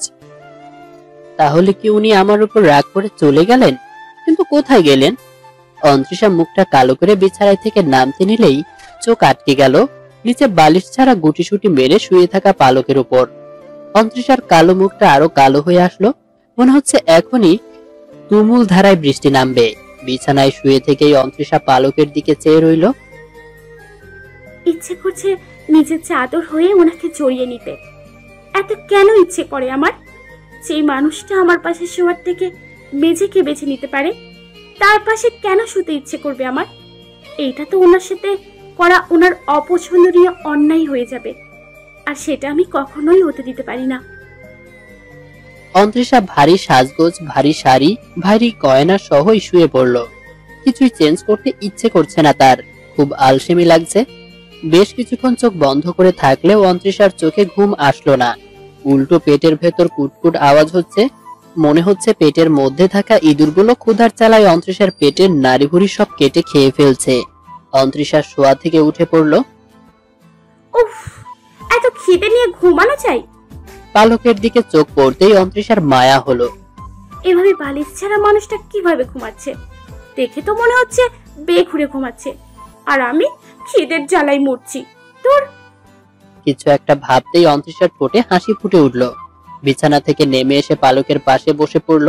চোখটা বন্ধ করে পালকের শেরওয়ানির পকেটে হাত ঢুকিয়ে দিল। মনে মনে ভাবছে, যদি হিসাব নিকাশ সব ঠিক থাকে, ইনশাআল্লাহ হাতে কিছু উঠে আসবে। অন্তরিশা পকেটে ভালো করে হাত ঢুকাতেই হাত ভর্তি চকলেট নিয়ে পকেট থেকে বের করলো। চকলেট দেখে অন্তরিশার চোখ চকচক করছে। আমি জানতাম আপনি ভুলবেন না। সকালের মিষ্টি আলোর ছোঁয়া চোখে পড়তেই অন্তরিশার ঘুম ভেঙে গেল। ঘুমো ঘুমো চোখে পাপড়ি দুটো মেলতেই অন্তরিশা অবাক। সাদা পাঞ্জাবি আর মাথায় সাদা টুপি পরে সিজদায় আলিঙ্গন করছে পালক। পালক সালাম ফিরিয়ে মোনাজাত ধরল। কি বলছে অন্তরিশা কিছু শুনতে পাচ্ছে না। কেন জানি তার খুব শুনতে ইচ্ছে করছে, তাই কান দুটো আর একটু খাড়া করে বিছানার কর্নারে চলে এলো। পালক মোনাজাতে বসে একসময় নিঃশব্দে কেঁদে ওঠে। চোখে বয়ে যাওয়া পানি নিয়ে অস্পষ্ট স্বরে বলছে, আমি কি করছি, কেন করছি কিচ্ছু জানি না। বিবেক বলছে অন্যায় করছি, কিন্তু মন বলছে ঠিক করছি। বিবেক আর মনের দোটানার সাথে আমি পেরে উঠছি না। আল্লাহ, তুমি আমাকে এই দোটানা থেকে মুক্তি দাও। আমি মুক্তি চাই, আমি মুক্তি চাই। পালক মোনাজাত শেষ করে জায়নামাজ ভাঁজ করে নিলেই অন্তরিশা বলে ওঠে, পুরুষের সৌন্দর্য পরিপূর্ণভাবে ফুটে ওঠে কখন জানেন? পালক ভাবতে পারেনি এত সকালে অন্তরিশা জেগে যাবে। ওর কণ্ঠ পেয়ে কিছুটা ভরকে গিয়ে আর চোখে পেছনে ঘুরে তাকালো। অন্তরিশা শোয়া থেকে উঠে বলল, সাপ মনে মোহনাজাতে বসা অবস্থায় বিবেক আর মন সব সময় দুই রকম ফলাফল প্রদান করে, কেন জানেন? অন্তরিশার দ্বিতীয় প্রশ্নে পালক একটু ঘাবড়ে গেল। তবে কি ও সব শুনে ফেলেছে? অন্তরিশার ব্যাখ্যার অপেক্ষা না করেই পালক রুম ত্যাগ করলো। অন্তরিশা হাঁ করে পালকের চলে যাওয়ার দিকে তাকিয়ে রইল। এমন চোরের মতো পালালো কেন? আমি কি ওনার চুরি করা দেখে ফেলেছি? পাপড়ি ঘুম থেকে উঠেই আতিশের নাম্বারে কল দিল। মানুষটার ভালোবাসা নাই পেলাম, বকাগুলো তো পাবো। ওনার বকার মধ্যেই আমি ভালোবাসা খুঁজে নেব। বেশ কয়েকবার রিং হলেও আতিশ পাপড়ির কল রিসিভ করলো না। আতিশের এই অভ্যাসটা পাপড়ির খুব বিরক্ত লাগে। সে কখনোই প্রথমবার কলে আতিশকে পায় না, কম করে হলেও 5-6 বার কল দেওয়ার পরে পাবে, তাও উনি কল ব্যাক করবেন। পাপড়ির কল কখনোই রিসিভ করতে পারে না। পারবে কিভাবে? ওনার মাথায় তো ইন্টারভিউয়ের বোঝা চাপানো। বোঝা নামাতে নামাতেই উনি ঘেমে নিয়ে একাকার। তার কল রিসিভ করার সময় কোথায়? পাপড়ির ভাবনার বিচ্ছেদ ঘটে ফোনের রিংটোনে। তোমাকে না মানা করেছি আমাকে কল দিতে, আবার কেন কল দিছ? তুমি কি ঘুমের সাথে আমার বকা হজম করে ফেললো? আবার কি কিছু বললে বলো, না বললে কেটে দাও। তুমি যদি ভাবো শুধু হ্যাঁ বলার জন্য কল দিয়ে আমাকে বিরক্ত করবে, তাহলে আমি তোমার কে। আজকে পড়াতে আসবেন না? পড়াতে আসবো মানে? বিয়ের রং কি একদিনে কেটে গেল? আর হঠাৎ করে মাথায় পড়া ভূত ঢুকলো কিভাবে? এমনিতেই তো পড়া গুলিয়ে খাওয়াই দিলেও গেল না, আজ হঠাৎ বিয়ের আমেজ না কাটতেই পড়ার কথা বলছো? সামনে আমার টেস্ট পরীক্ষা তো, তাই। তোমার পরীক্ষা তো আমি কি করব? তোমার পড়া আমি পড়ে দিব? আমার কি জন্ম হয়েছে শুধু তোমার পরীক্ষা পড়ার জন্য? এখন চাকরি পড়া বাদ দিয়ে তোমার পড়া পড়ে দিতে হবে? আবার হ্যাঁ বলা হচ্ছে? কাল আসতেছি, তবে পড়ানোর জন্য না, তোমার এর 12টা বাজানোর জন্য। আতিশ টুস করে ফোনটা কেটে দিল। ফোনের দিকে তাকিয়ে পাপড়ি হেসে ফেলল। ফোনের স্ক্রিনে কয়েকটা চুমু খেয়ে বলল, আপনার কাছে পড়ার জন্য শুধু বিয়ে কেন, আমি তো আমার সব স্পেশাল ডে গুলোকেও ভুলে যেতে পারি। আমার কাছে আপনার সাথে কাটানো এক একটা সেকেন্ড এক একটা স্পেশাল ডে। অন্তরিশাকে গোসল করিয়ে একটা লাল টকটকে জামদানি শাড়ি পরানো হয়েছে, হালকা মেকআপ আর সোনার গয়না পরানো হয়েছে। একটু পরপরই নতুন বউ দেখার বাহানায় ওর উপর হামলে পড়েছে নতুন নতুন মেহমান। এদিকে সারাদিনে আর একবারও পালকের দেখা পায়নি সে। উনি কি আমার কোনো সাহায্য দেখবেন না? মিসেস তানিয়া বেগম একটু পরপর এসে অন্তরিশার সাথে ফিসফিস করে নানান জনের সাথে পরিচয় করিয়ে দিচ্ছেন, আর ইশারায় সালাম করতে বলছেন। সালাম করতে করতে মনে হচ্ছে কোমর ভেঙে যাবে, তবুও তার সালাম করা শেষ হবে না। এখন তো দাঁড়াতেও ভয় লাগছে, মনের মধ্যে খুঁতখুত লাগছে। অন্তরিশা মনে মনে গুনে গুনে দেখলো পিরিয়ডের ডেট আসতে এখনো 2 দিন বাকি। তাহলে এখনই এমন লাগছে কেন? সবার সামনে আবার লজ্জা পেতে হবে না তো? অন্তরিশার নতুন মেহমানদেরকে দেওয়া কৃত্রিম হাসিটাও এখন আর হাসছে না। আশেপাশে তাকিয়ে শ্বশুরবাড়ির কাউকেও দেখতে পাচ্ছে না। কি যে হবে ভাবতেই পালক রুমে ঢুকলো। অন্তরিশার মেঘে ঢাকা মুখটা নিমিষেই রোদের উজ্জ্বল হয়ে গেল। লজ্জা শরমের মাথা খেয়ে ভরা রুমেই ডেকে বসলো। এই যে শুনছেন, একটু এদিকে আসবেন, আমার একটা লাগবে। অন্তরিশার কথায় শুধু পালক নয়, রুমের উপস্থিত সকলেই হাঁ করে তাকিয়ে রইল।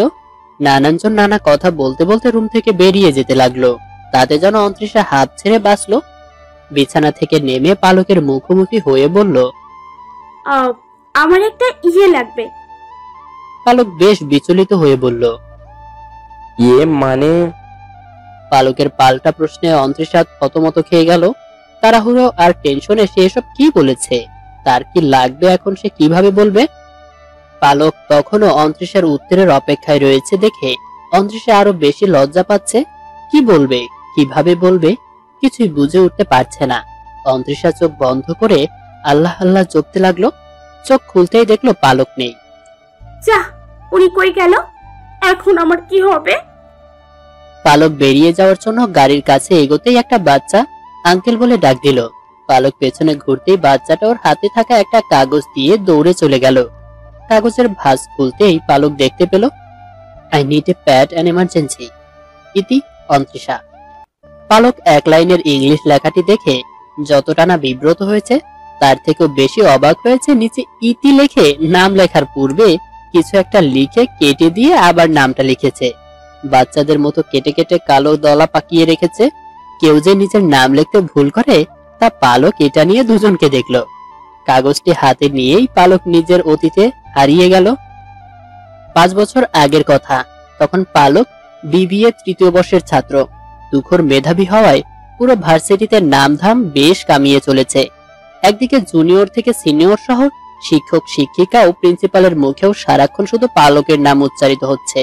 শুধু মেধাবী দিয়ে এত প্রশংসনীয় পাওয়া সম্ভব না, সাথে আরো বেশ কিছু গুণগানও বিদ্যমান।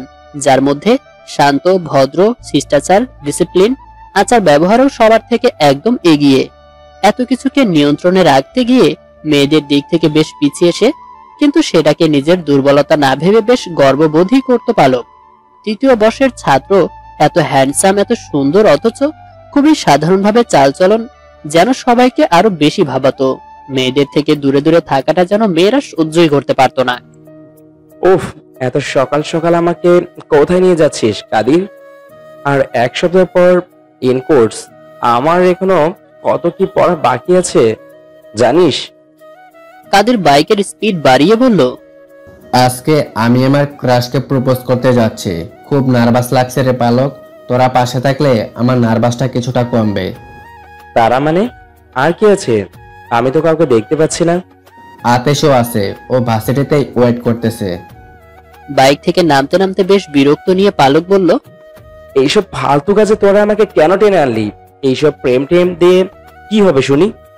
একটা মেয়ের পিছনে শুধু শুধু সময় নষ্ট করা ছাড়া আর তো কিছু আমার চোখে পড়ে না। যখন পড়বে তখন তুই মরিচ গাছে সর্ষে ফুল দেখবি। আতিশের কথায় এবার বেশ রেগে গেল পালক। খানিকটা ওর কাছে এগিয়ে বলল, ফাজলামি করিস আমার সাথে? মরিচ গাছের রসের ফুল? এমন অযৌক্তিক কথা তোরা কিভাবে বলিস বলতো? আতিশ আর কাদির একতালে অট্টহাসিতে ফেটে পড়ে। তাদের হাসি যেন পালকের রাগকে আরো দ্বিগুণ বাড়িয়ে দিচ্ছে। পালক রাগে কটমট করে ওখান থেকে চলে আসার জন্য পা বাড়াতেই মেয়েলি কণ্ঠে ভেসে এলো, এখানে পালক ভাইয়া কোনটা? মেয়ে কণ্ঠ পেয়ে আতিশ আর কাদির হাসি থামিয়ে দিয়ে সামনে বোরকা পরিহিত মেয়েটির দিকে তাকালো। কালো বোরকার সাথে মুখে মেকআপ করাই দুটো চোখ ছাড়া আর কিছুই বোঝা যাচ্ছে না। দুজনেই বোঝার চেষ্টা করছে এই মেয়ের পালককে দিয়ে কি কাজ। পালক মেয়েটির দিকে একদম এগিয়ে গিয়ে বলল, কেন? মেয়েটির হাতে গচ্ছিত দুভাঁজ করা একটি কাগজ পালকের দিকে এগিয়ে বলল, একটা আপু আপনাকে এটা দিতে বলেছে, খুব আর্জেন্ট বলেছে। এটাতে নাকি ওনা জীবন মরণ প্রশ্ন লুকায়িত, আপনাকে উত্তর খুঁজে বের করতে বলেছে। মেয়েটির কথার আগামাথা কিছু বুঝতে পারছে না পালক। একটা কাগজের সাথে জীবন মরণের প্রশ্ন কি করে লুকায়িত হতে পারে? পালককে অবাক করে দিয়ে মেয়েটি তার হাত ধরে ফেললো। পালক কিছু বলতে যাবে তার আগেই সে তার হাতের কাগজটি ধরিয়ে হনহন করে হেঁটে চলে গেল। কাদির পালকের দিকে এগিয়ে এসে কিছুটা বিদ্রুপের সুরে বলল, এতদিন তো পরীক্ষার প্রশ্নের উত্তর খুঁজতে, এখন না হয় একটা মেয়ের জীবন মরণের উত্তর খুঁজবি? তোর জন্য এগুলোই পারফেক্ট। কাদিরের কথার পিঠে কোনো কথা না বলেই পালক হাঁটা ধরলো। তার রাগ হচ্ছে, ভীষণ রাগ। তার বন্ধু হয়ে ওরা কেন তার মতো হলো না? ইচ্ছে হচ্ছে ওদের মাথাগুলো ফাটিয়ে দিতে। শুধু ফাটালে হবে না, মগজ থেকে প্রেমের ভূতও উপড়ে ফেলতে হবে। বাসায় এসে পড়ার টেবিলে বসতেই পালকের সেই কাগজটির কথা মনে পড়লো। একটা কাগজে কি করে জীবন মরণের প্রশ্ন থাকতে পারে তা দেখার জন্য পকেট থেকে কাগজটি বের করলো। ভাঁজ খুলতেই গুটি কয়েক লাইন চোখে পড়ছে। এই যে উত্তম পুরুষ, শুনলাম আপনি নাকি পৃথিবীর সব পুরুষের গুণাগুণ নিজে একাই বয়ে বেড়াচ্ছেন। কেন, আপনার কি আর অন্য কোনো কাজ নেই? মানুষের মগজ চিবিয়ে চিবিয়ে খাচ্ছেন কেন? সাথে আমারটাও খাচ্ছেন। ক্লাসের টিচাররা ঢুকেই আগে আপনার নামে যখন কতগুলো ফুলঝুরি ছাড়ে না, তখন আমার কি করতে ইচ্ছে করে জানেন? আপনাকে ব্লেন্ডারে ঢুকিয়ে শরবত বানিয়ে খেয়ে ফেলতে। আমার ফ্রেন্ডের কাছে শুনলাম আপনি নাকি শুদ্ধ পুরুষ, কোনো মেয়ের দিকে ঘুরেও তাকান না। মেয়েদের দেখলেই নাকি আপনার শরীরে অ্যালার্জি দেখা দেয়। আপনার এই অ্যালার্জির ঔষধ আমি বানিয়ে ফেলেছি। খুব শীঘ্রই আপনার রোগ ভালো হতে চলেছে। আর আপনার এই শুদ্ধ পুরুষকে আমি কলঙ্কিত করার নীল নকশা করে ফেলেছি। আপনার শুদ্ধতার মতো আমি কঠিন পদার্থ আর জড় পদার্থ একসাথে বিক্রিয়া করে জীবাণু বানিয়ে সেগুলো ঢেলে দিয়ে আপনাকে অশুদ্ধ বানিয়ে কলঙ্কিত করে দেব। এখন আপনি কতটা কলঙ্কিত হতে চান সেটা ভাবুন। আপনার ভাবনার উপরই বিবেচনা করেই নীল নকশার উপর সিল মারা হবে। ইতি পুত্রকন্যা। এমন ভয়ঙ্কর চিঠি পড়ে পালকের মাথা ঘুরছে। মাথার উপরে যে ফ্যানটা 360 ডিগ্রি অ্যাঙ্গেলে ঘুরছে তার তুলনায় পালকের মাথা যেন 3060 ডিগ্রি অ্যাঙ্গেলে ঘুরছে বললেও ভুল হবে। পালকের শরীর ঘেমে উঠেছে, হাত পা কাঁপাও শুরু করে দিয়েছে। পালক মাথা কয়েকবার ঝাঁকিয়ে নিয়ে চিঠিটার দিকে পুনরায় সূক্ষ্ম নজরে তাকালো। লেখার স্টাইলে মনে হচ্ছে মেয়েটি খুব বেশি হলেও ইন্টারে পড়বে, কিন্তু কথার ধরন দেখে মনে হচ্ছে তার থেকে সিনিয়রও হতে পারে। ইতি লেখার ঠিক নিচে নাম লেখার জায়গাটা কালো কালি দিয়ে কেটে কুটে দলা পাকিয়েছে। সে তো নাম লিখতে গিয়েই ভুল করে কলঙ্কিত হয়ে গেছে। ভাবতেই পালকের ঠোঁটে হাসি ফুটে উঠেছে। কাটাকাটির পর্বের শেষে তার ঠিক নিচেই খুব সুন্দর করে পত্রিকন্যা লেখা দেখে পালকের মাথা ধরা ভালো হয়ে গেল। এমন অদ্ভুত নামও যে হতে পারে পালকের জানা ছিল না। কেন জানি মনে হচ্ছে এটা ছদ্মনাম, কিন্তু ছদ্মনাম কেন ইউজ করলো? আর তাকে কলঙ্কিত করবে মানে?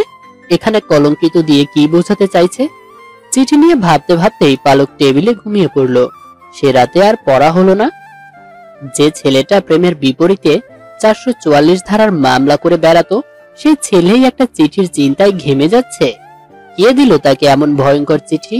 চিঠির প্রত্যেকটা লাইনের প্রত্যেকটা অক্ষরে সে ঝাঁঝালো ঝংকারের ছোঁয়া পাচ্ছে। মনে হচ্ছে সত্যি সত্যি তাকে ব্লেন্ডারে বসিয়ে একটু পরপর সুইচ টিপে দিচ্ছে। পুরো 1 সপ্তাহ যাবত সে চিঠির মালকিনকে খুঁজে বেড়ালো। চিঠির মালকিন তো দূরের কথা, যার হাত দিয়ে চিঠি পেয়েছিল তাকেও সে খুঁজে পেল না। ভার্সিটির প্রত্যেকটা ইয়ারে রেজিস্টার খাতায় সে পত্রী নামের কোনো মেয়ে খুঁজে খুঁজে সে মরিয়া হয়ে উঠেছে, তবুও কোনো ক্লু পেল না। পাবেই বা কি করে? সে যে খুব চালাকির সাথে ছদ্মনাম ইউজ করেছে। পত্রিকন্যাকে খুঁজে না পেয়ে যখনই সে ঝিমিয়ে পড়ে, পড়ায় মন বসাচ্ছিল পালক, ঠিক তখনই আরেকটা চিঠি পেল। তবে এবার কারো হাত দিয়ে নয়, সোজা কুরিয়ার হিসেবে বাসায় পাঠিয়েছে। এত রাতে তুই এখানে? কাঁধে আতিশের হাতের ছোঁয়া পেয়ে পালক অতীত থেকে বেরিয়ে ওকে জাপটে জড়িয়ে ধরলো। আমার সাথে কেন এমনটা হলো বলতো? আমি তো এগুলো থেকে দূরেই ছিলাম, তাহলে সে কেন চেয়ে সে আমাকে ফেলে চলে গেল? আমার পরিকন্যা আমাকে সত্যি সত্যি কলঙ্কিত করে দিয়েছে। পালককে এভাবে কাঁদতে দেখে আতিশের বুকটা ধক করে উঠল। আজ অনেকদিন বাদে ওর মুখে পত্রিকণার নাম শুনেছে। হঠাৎ কি এমন হলো যে ওকে আবার এত রাতে ভার্সিটিতে টেনে আনলো? হ্যাঁ, এটা সেই জায়গা যেখানে তার পত্রিকণা তাকে প্রথম চিঠি দিয়েছিল। এভাবে বাচ্চাদের মতো কাঁদছিস কেন তুই? তোর সাথে কান্নাটা খুবই বেমানান লাগে। চল তোকে বাসায় দিয়ে আসি, আন্টিরা খুব টেনশন করছেন। আর এখন তো তুই একা না, তোকে তো আরেকজনের সুখ দুঃখে কথাও ভাবতে হবে। এসব পত্রিকন্যা রূপকথার মতোই হয়, বুঝলি? ইন্টারভিউতে থাকা অবস্থায় মিসেস তানিয়া বেগমের কল পায় আতিশ। নিজের ইন্টারভিউর পর্ব শেষ করেই কল ব্যাক করে। ফোনের অপর পাশে মিসেস তানিয়ার উদ্বিগ্ন কণ্ঠ শুনেই আতিশ বুঝতে পেরেছিল পালক কোথাও থাকতে পারে। তাই সে সময় নষ্ট না করে সোজা এখানে ছুটে এসেছিল। পালককে নিয়ে কিছু দূর এগোতেই পালক আতিশকে বলল, তুই বাসায় যা, আমি এখন ঠিক আছি। আমি কোনো টায়ার্ড না, তোকে বাসায় রেখে আসি। তোর মতো বন্ধুর জন্যই আজ হাজারো হৃদয় ভাঙ্গন প্রেমিকগুলো বেঁচে আছে। তুই এত ভালো কেন রে? আতিশ হালকা মিষ্টি হাসি দিয়ে বলল, তোর বন্ধু যে, তাই। আতিশকে ওর বাড়িতে নামিয়ে দিয়ে পালক নিজের বাসার উদ্দেশ্যে গাড়ি স্টার্ট দিল। অন্তরিশা তার লাল জামদানি শাড়ির আঁচল দিয়ে চোখ মুছে মুছে চোখের কোণাটা ছিলে ফেলেছে। এতক্ষণ পালকের জন্য কান্না পেলেও এখন চোখের নিচে ছিলে যাওয়ার ফলে যে জ্বলন হচ্ছে তার জন্য কান্না পাচ্ছে। পালক রুমে ঢুকতেই অন্তরিশা উল্টো দিকে ঘুরে শুয়ে পড়ল। তার খুব অভিমান হচ্ছে। এত বেশি কেন অভিমান হচ্ছে? ইচ্ছে হচ্ছে ছুটে গিয়ে পালকের কলারটা টেনে চিৎকার করে বলতে, কেমন স্বামী আপনি যে নিজের বউয়ের লজ্জাকে সামলাতে পারেন না? এত গুরুত্বপূর্ণ একটা ব্যাপারে আপনি ঝেড়ে ফেলে দিয়ে নিরুদ্দেশ হয়ে গেলেন। বউ হিসেবে না হোক, একটা মেয়ে হিসেবেও তো তার লজ্জাটাকে ঢেকে রাখতে পারতেন। অন্তরিশার আবার চোখ ভরে এলো। তার চুমু বাবুটা সারাদিন পর বাসায় এলো, তাকে সে দেখবে না, একটু কথা বলবে না। কিন্তু সে তো এখন রাগ করেছে, আর রাগ করলে কি কথা বলা যায়? তাহলে রাগের বৈশিষ্ট্যকে তো তার অপমান করা হবে। পালক কাগজে মোড়ানো একটা প্যাকেট অন্তরিশার পাশে রেখে ওয়াশরুমে ঢুকে পড়ল। দরজায় সিটকিনি লাগানোর শব্দ পেয়েই অন্তরিশা দ্রুত উঠে বসলো। প্যাকেটটা হাতে নিয়ে কাগজ খুলতেই অন্তরিশার মাথায় রক্ত উঠে গেল। গরম ভাতের মারের মতো টকবক করে ফুটছে। পালক ফ্রেশ হয়ে দরজা খুলতেই অন্তরিশাকে কোমরে হাত দিয়ে দাঁড়িয়ে থাকতে দেখলো। শাড়ির আঁচলটা কোমরে পেঁচিয়ে এনে একপাশে গুজে দিয়েছে। ওকে পাশ কেটে বের হতে গেলেই অন্তরিশা চেঁচিয়ে উঠল, আপনি কি সময়ের কাজ সময়ে করতে শিখবেন না? আর কবে শিখবেন? পালক থমকে যেতেই অন্তরিশা নিজের হাতের প্যাকেটটা ওর মুখের সামনে ধরে বলল, এইটা কি এনেছেন? পালক প্যাকেটের দিকে না তাকিয়েই বলল, তুই যা আনতে বলেছিলি। অন্তরিশা আরেকটু উচ্চস্বরে বলল, আমি এটা আনতে বলেছিলাম? পালক এবার বিরক্ত হয়ে প্যাকেটটার দিকে তাকাতেই চোখ ছানা বড়া হয়ে গেল। এটা তো ময়দার প্যাকেট, কিন্তু কি করে হলো? ও তো লোকটাকে প্যাড দিতেই বলেছিল। কি হলো, এখন কথা বলছেন না কেন? অন্তরিশা, আমি ওনাকে প্যাডের কথাই বলেছিলাম, হয়তো উনি ভুল করে। অন্যজন যা বলবে তাই আপনাকে বিশ্বাস করতে হবে? নিজে যাচাই করে দেখতে পারেন না আসলেই আপনি ঠিক জিনিসটা নিচ্ছেন নাকি? আর কত এমন একটার পরিবর্তে অন্যটা নিয়ে আসবেন? অন্তরিশা ঝগড়ার মুডে থাকলেও তা দমে নিয়ে বিছানায় শুয়ে পড়ল। তার আবার কান্না পাচ্ছে। আজ এত কেন কান্না পাচ্ছে? আজকে কি তার কান্নার দিবস? পালক অন্তরিশার দিকে তাকিয়ে রইল। মেয়েটার কিছু কিছু কথা এমন একটা ভাব তুলে মনে হয় সে তাকে অনেক অনেক আগে থেকেই চেনে। শুধু তার দিকে থেকে না, মাঝে মাঝে তো নিজের দিক থেকেও মনে হয় ওকেও সে চেনে। কিন্তু এমনটা কখনোই তো হতে পারে না, কেননা ওকে তো প্রথম পাত্রী দেখতে গিয়েই দেখেছে। এর আগে কোথাও দেখেছে বলে মনে করতে পারছে না পালক। বেশ ভাবান্ত অবস্থায় পালক মেঝেতে শুয়ে পড়েছে। অনিকশা আর আতাউর খন্দকার অনেকক্ষণ যাবতই মিসেস তানিয়া বেগমের সাথে গল্প করছেন। অন্তরিশাকে সাথে করে নিয়ে যাওয়ার বাহানায় এখানে আসা। এর মধ্যে অন্তরিশাও একবার এসে জড়িয়ে ধরে কান্না করে আবার চলেও গেছে। কিন্তু এটা খুশির কান্না নাকি কষ্টের কান্না তা বুঝতে পারেনি অনিকশা। বোঝার সময়ও পায়নি। কিছু বোঝার আগেই চোখের পানি মুছে বাবার সাথে গল্পে মেতে উঠেছিল অন্তরিশা। আতাউর খন্দকারের হাতে বেশি সময় না থাকায় বিধায় তাকে গোছগাছ করার জন্যই পাঠানো হয়েছে। মিসেস তানিয়া বেগমের দিকে একদণ্ড তাকিয়ে অনিকশার ভালো লেগে গেছে। বেশ হাসি খুশি আর প্রাণবন্ত মানুষ। প্রতিটা কথার ফাঁকে ফাঁকে ছোট ছোট হাসি উপহার দিচ্ছেন। বারবার গোমরা মুখ করে অভিযোগের সুরে বলছেন, এত কম সময় নিয়ে এলে মা, অন্তত দুপুরের খাবারটা তো খেয়ে যেতে পারতে। আমাদের বাসায় প্রথম এলে তোমরা, আপ্যায়নের সুযোগটাও পেলাম না। বিয়ের ঝামেলায় মা একটু অসুস্থ হয়ে পড়েছেন, তো তাই একটু তাড়াতাড়ি যেতে পারলে ভালো হতো। আর আপনি এভাবে কেন বলছেন? আমরা তো দুদিন পরেই বোনকে দেখতে চলে আসব, তখন আপ্যায়ন করতে করতে বিরক্ত হয়ে যাবেন। অনিকশার এবারের কথাতেও মিসেস তানিয়া বেগম হেসে উঠলেন। তিনি এবার আতাউর খন্দকারের দিকে ঝুঁকতেই অনিকশা উঠে দাঁড়ালো। এত কি গোছগাছ করছেন উনি? ঘন্টা তো পার হয়ে এলো। ভাবতে ভাবতেই অনিকশা সিঁড়ি বেয়ে উপরে ওঠা শুরু করেছে। অন্তরিশার শাশুড়ির অনুমতি নিয়ে নিজের রুমে চলে আসে নিজেকে গুছিয়ে নিতে। জামাটা চেঞ্জ করে একটা সুতির শাড়ি পরে নিল। চুলে চিরুনি দিতেই পালক হন্তদন্ত হয়ে রুমে ঢুকলো। পকেট থেকে সিগারেটের প্যাকেট বের করে একটা সিগারেট মুখে পুরে দিয়ে ম্যাচ খুঁজছে। এই বাসায় সে দুদিন যাবত আছে, কই কখনো তো ওনাকে সিগারেট খেতে দেখেনি। তাহলে আজ হঠাৎ তাও মেহমান থাকা অবস্থায় সিগারেট খাচ্ছেন কেন? আয়নায় অন্তরিশা পালককে দেখে থমকে গেল। হাত থেকে চিরুনি ফেলে রেখে পালকের কাছে ছুটে এলো। বেশ অসহায় ভাবে বলল, আমার বাবা এসেছেন, সাথে আপুও, আর আপনি এখন সিগারেট ফুঁকছেন? খুব বাজে লাগছে, প্লিজ ওটা ফেলে দিন। অন্তরিশার কথা কানে না নিয়েই পালক সিগারেটটা ধরিয়ে ফেললো। একটা টান দিতেই অন্তরিশা এবার উত্তেজিত হয়ে বলল, আমার কথা কি আপনি বুঝতে পারছেন না? এখন যদি কেউ রুমে চলে আস। অন্তরিশাকে তার কথা শেষ করতে না দিয়ে ওর ঠোঁট দুটো নিজের ঠোঁটের আয়ত্তে নিয়ে নিয়েছে পালক। ঘটনার আকস্মিকতা কাটিয়ে উঠতে না পেরে অন্তরিশা পালককে ছাড়ানোর চেষ্টা করতেই ওর কোমর জড়িয়ে নিজের সাথে লেপ্টে নিল পালক। আজও যে নিজের মধ্যে বন্দী হয়ে থাকা ধোঁয়াগুলো অন্তরিশার মধ্যে ঢেলে দেওয়া তার মুখ্য কাজ হয়ে দাঁড়িয়েছে।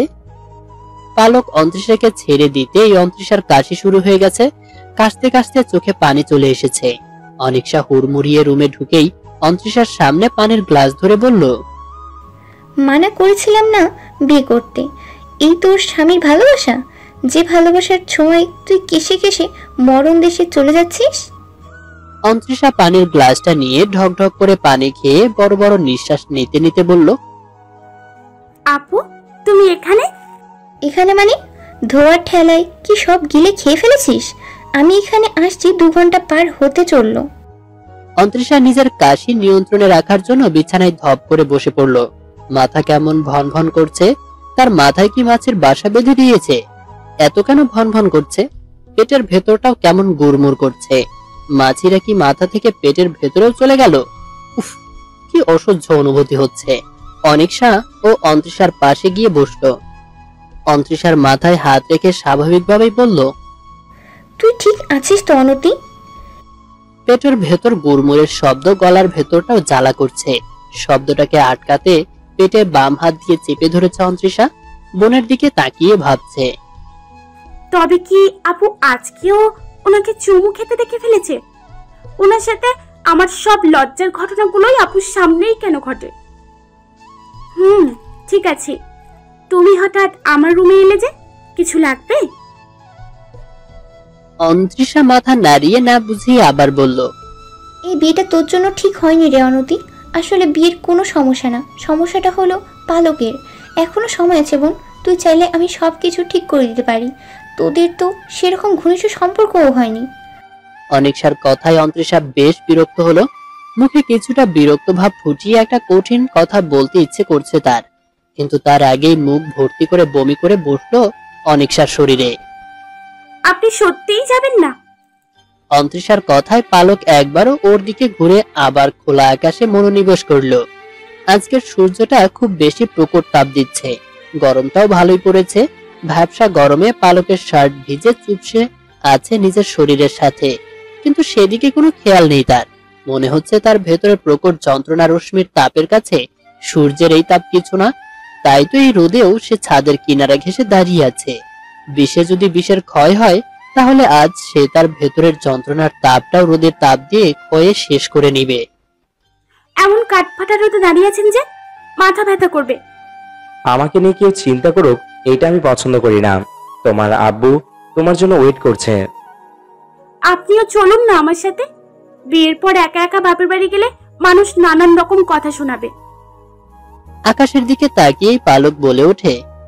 পালক দুহাত পকেটে পুরেই অন্তরিশার দিকে এগিয়ে এসে বলল, প্রতিবেশীরা কথা শোনানোর জন্যই সম্পর্ক গড়ে তোলে। তুমি কি এখান থেকে যাবে নাকি আমি চলে যাব? পালকের এমন শক্ত কথায় অন্তরিশার মন খারাপ হয়ে গেল। গলাটাও ধরে এসেছে বোধহয়। তার মন খারাপের সাথে সঙ্গী হতেই হয়তো হালকা সবুজ শাড়িটা গাঢ় সবুজ রঙে বদলে গিয়েছে। অন্তরিশা ধীর পায়ে নিচে নেমে যাচ্ছে। আপনি খুব পচা। আমি এত সহজে আপনাকে কিছুতেই ক্ষমা করব না। আপনাকে আমি কঠিন শাস্তি দেব।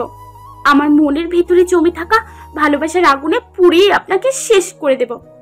ও হে উত্তম পুরুষ, শুনলাম আপনি নাকি তালাশ টিম নিয়ে আমাকে তল্লাশ করে বেড়াচ্ছেন।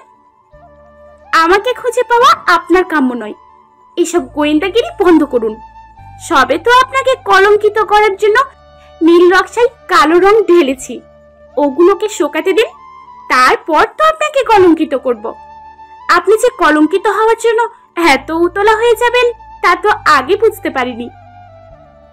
জানেন, আপনাকে যখন চিঠি লিখতে বসি তখনই আকাশ ভেঙে বৃষ্টি পড়তে শুরু করে। তখন ইচ্ছে হয় বৃষ্টি মেখে দুজন কলঙ্কের দাগে দাগিয়ে দিতে। এখনো বৃষ্টি হচ্ছে, এখনো বৃষ্টি হচ্ছে। আসবেন আমার কাছে, আমি নয় বৃষ্টি হয়ে আপনাকে ছুঁয়ে দেব।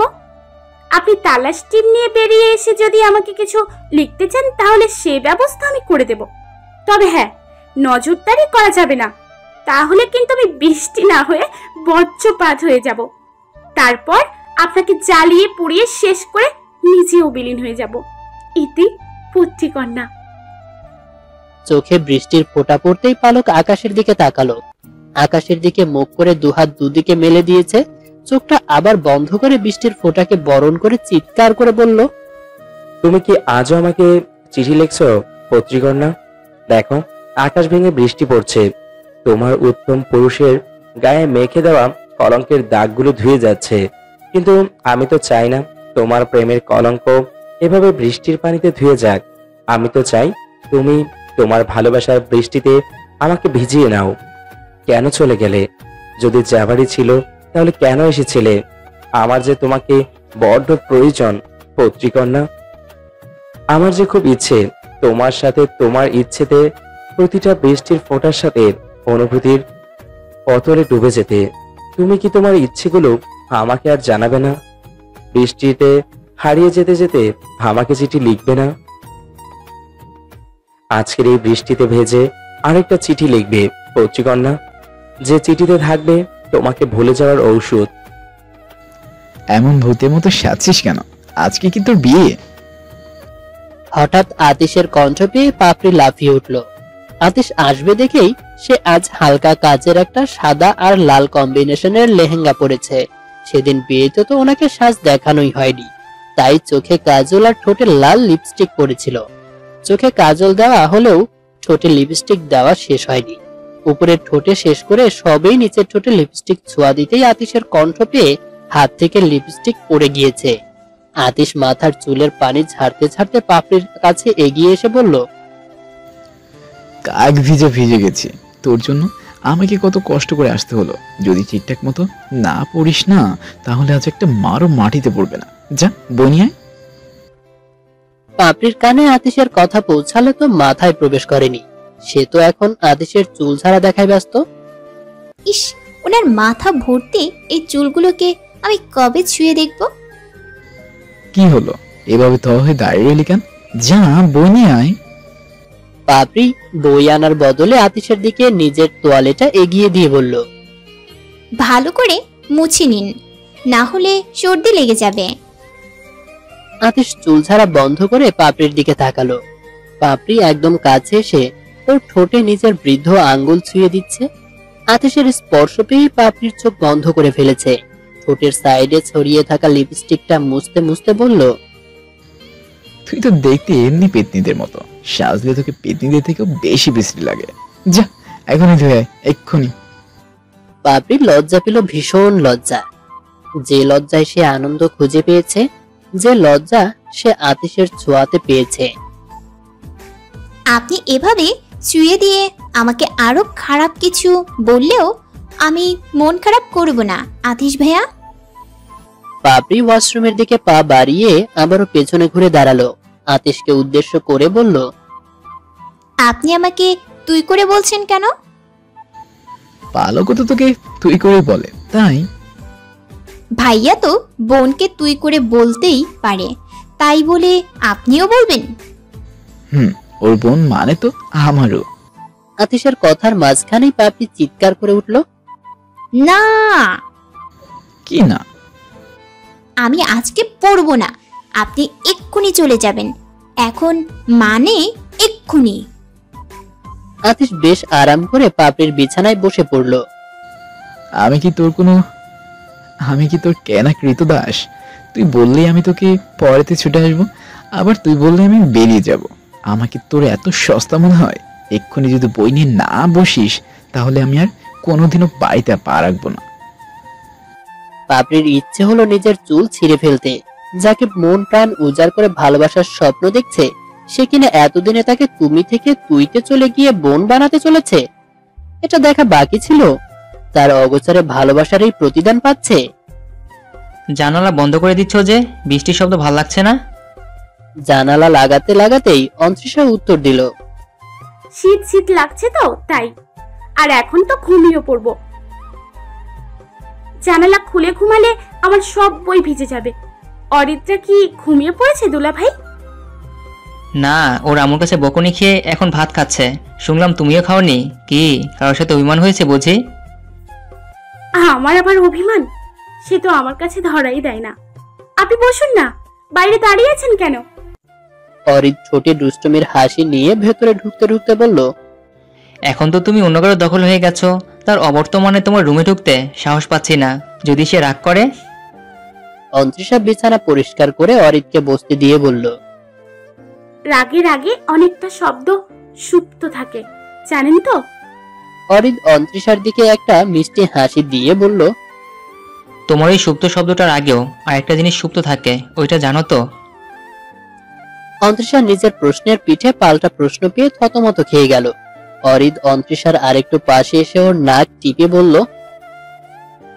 ভালো লাগার ভালোবাসা দুটো ভিন্ন হলেও এটা মনে রেখো, ভালো লাগা থেকে কিন্তু ভালোবাসার সৃষ্টি। যদি ভালোই না লাগে সেখানে ভালোবাসা কখনোই জন্ম হতে পারে না। ভালোবাসাটা না হয় পরেই চেও, আগে ভালো লাগাটা তৈরি করো তার জন্য। কিন্তু নিজের যত্নটাও নেওয়া জরুরি। তুমি চাইলে আমিও ছোট বোনকে নিজের হাতে খাইয়ে দেব। অন্তরিষা অরিদের দিকে চেয়ে রইল। কত ভালো মানুষটা, অথচ আপু কেন ওনাকে সহ্য করতে পারেন না? আমি এত দূর থেকে ওনার ভালোবাসার সুঘ্রাণ পাই, আর ও ওনার পাশে থেকেও পায় না।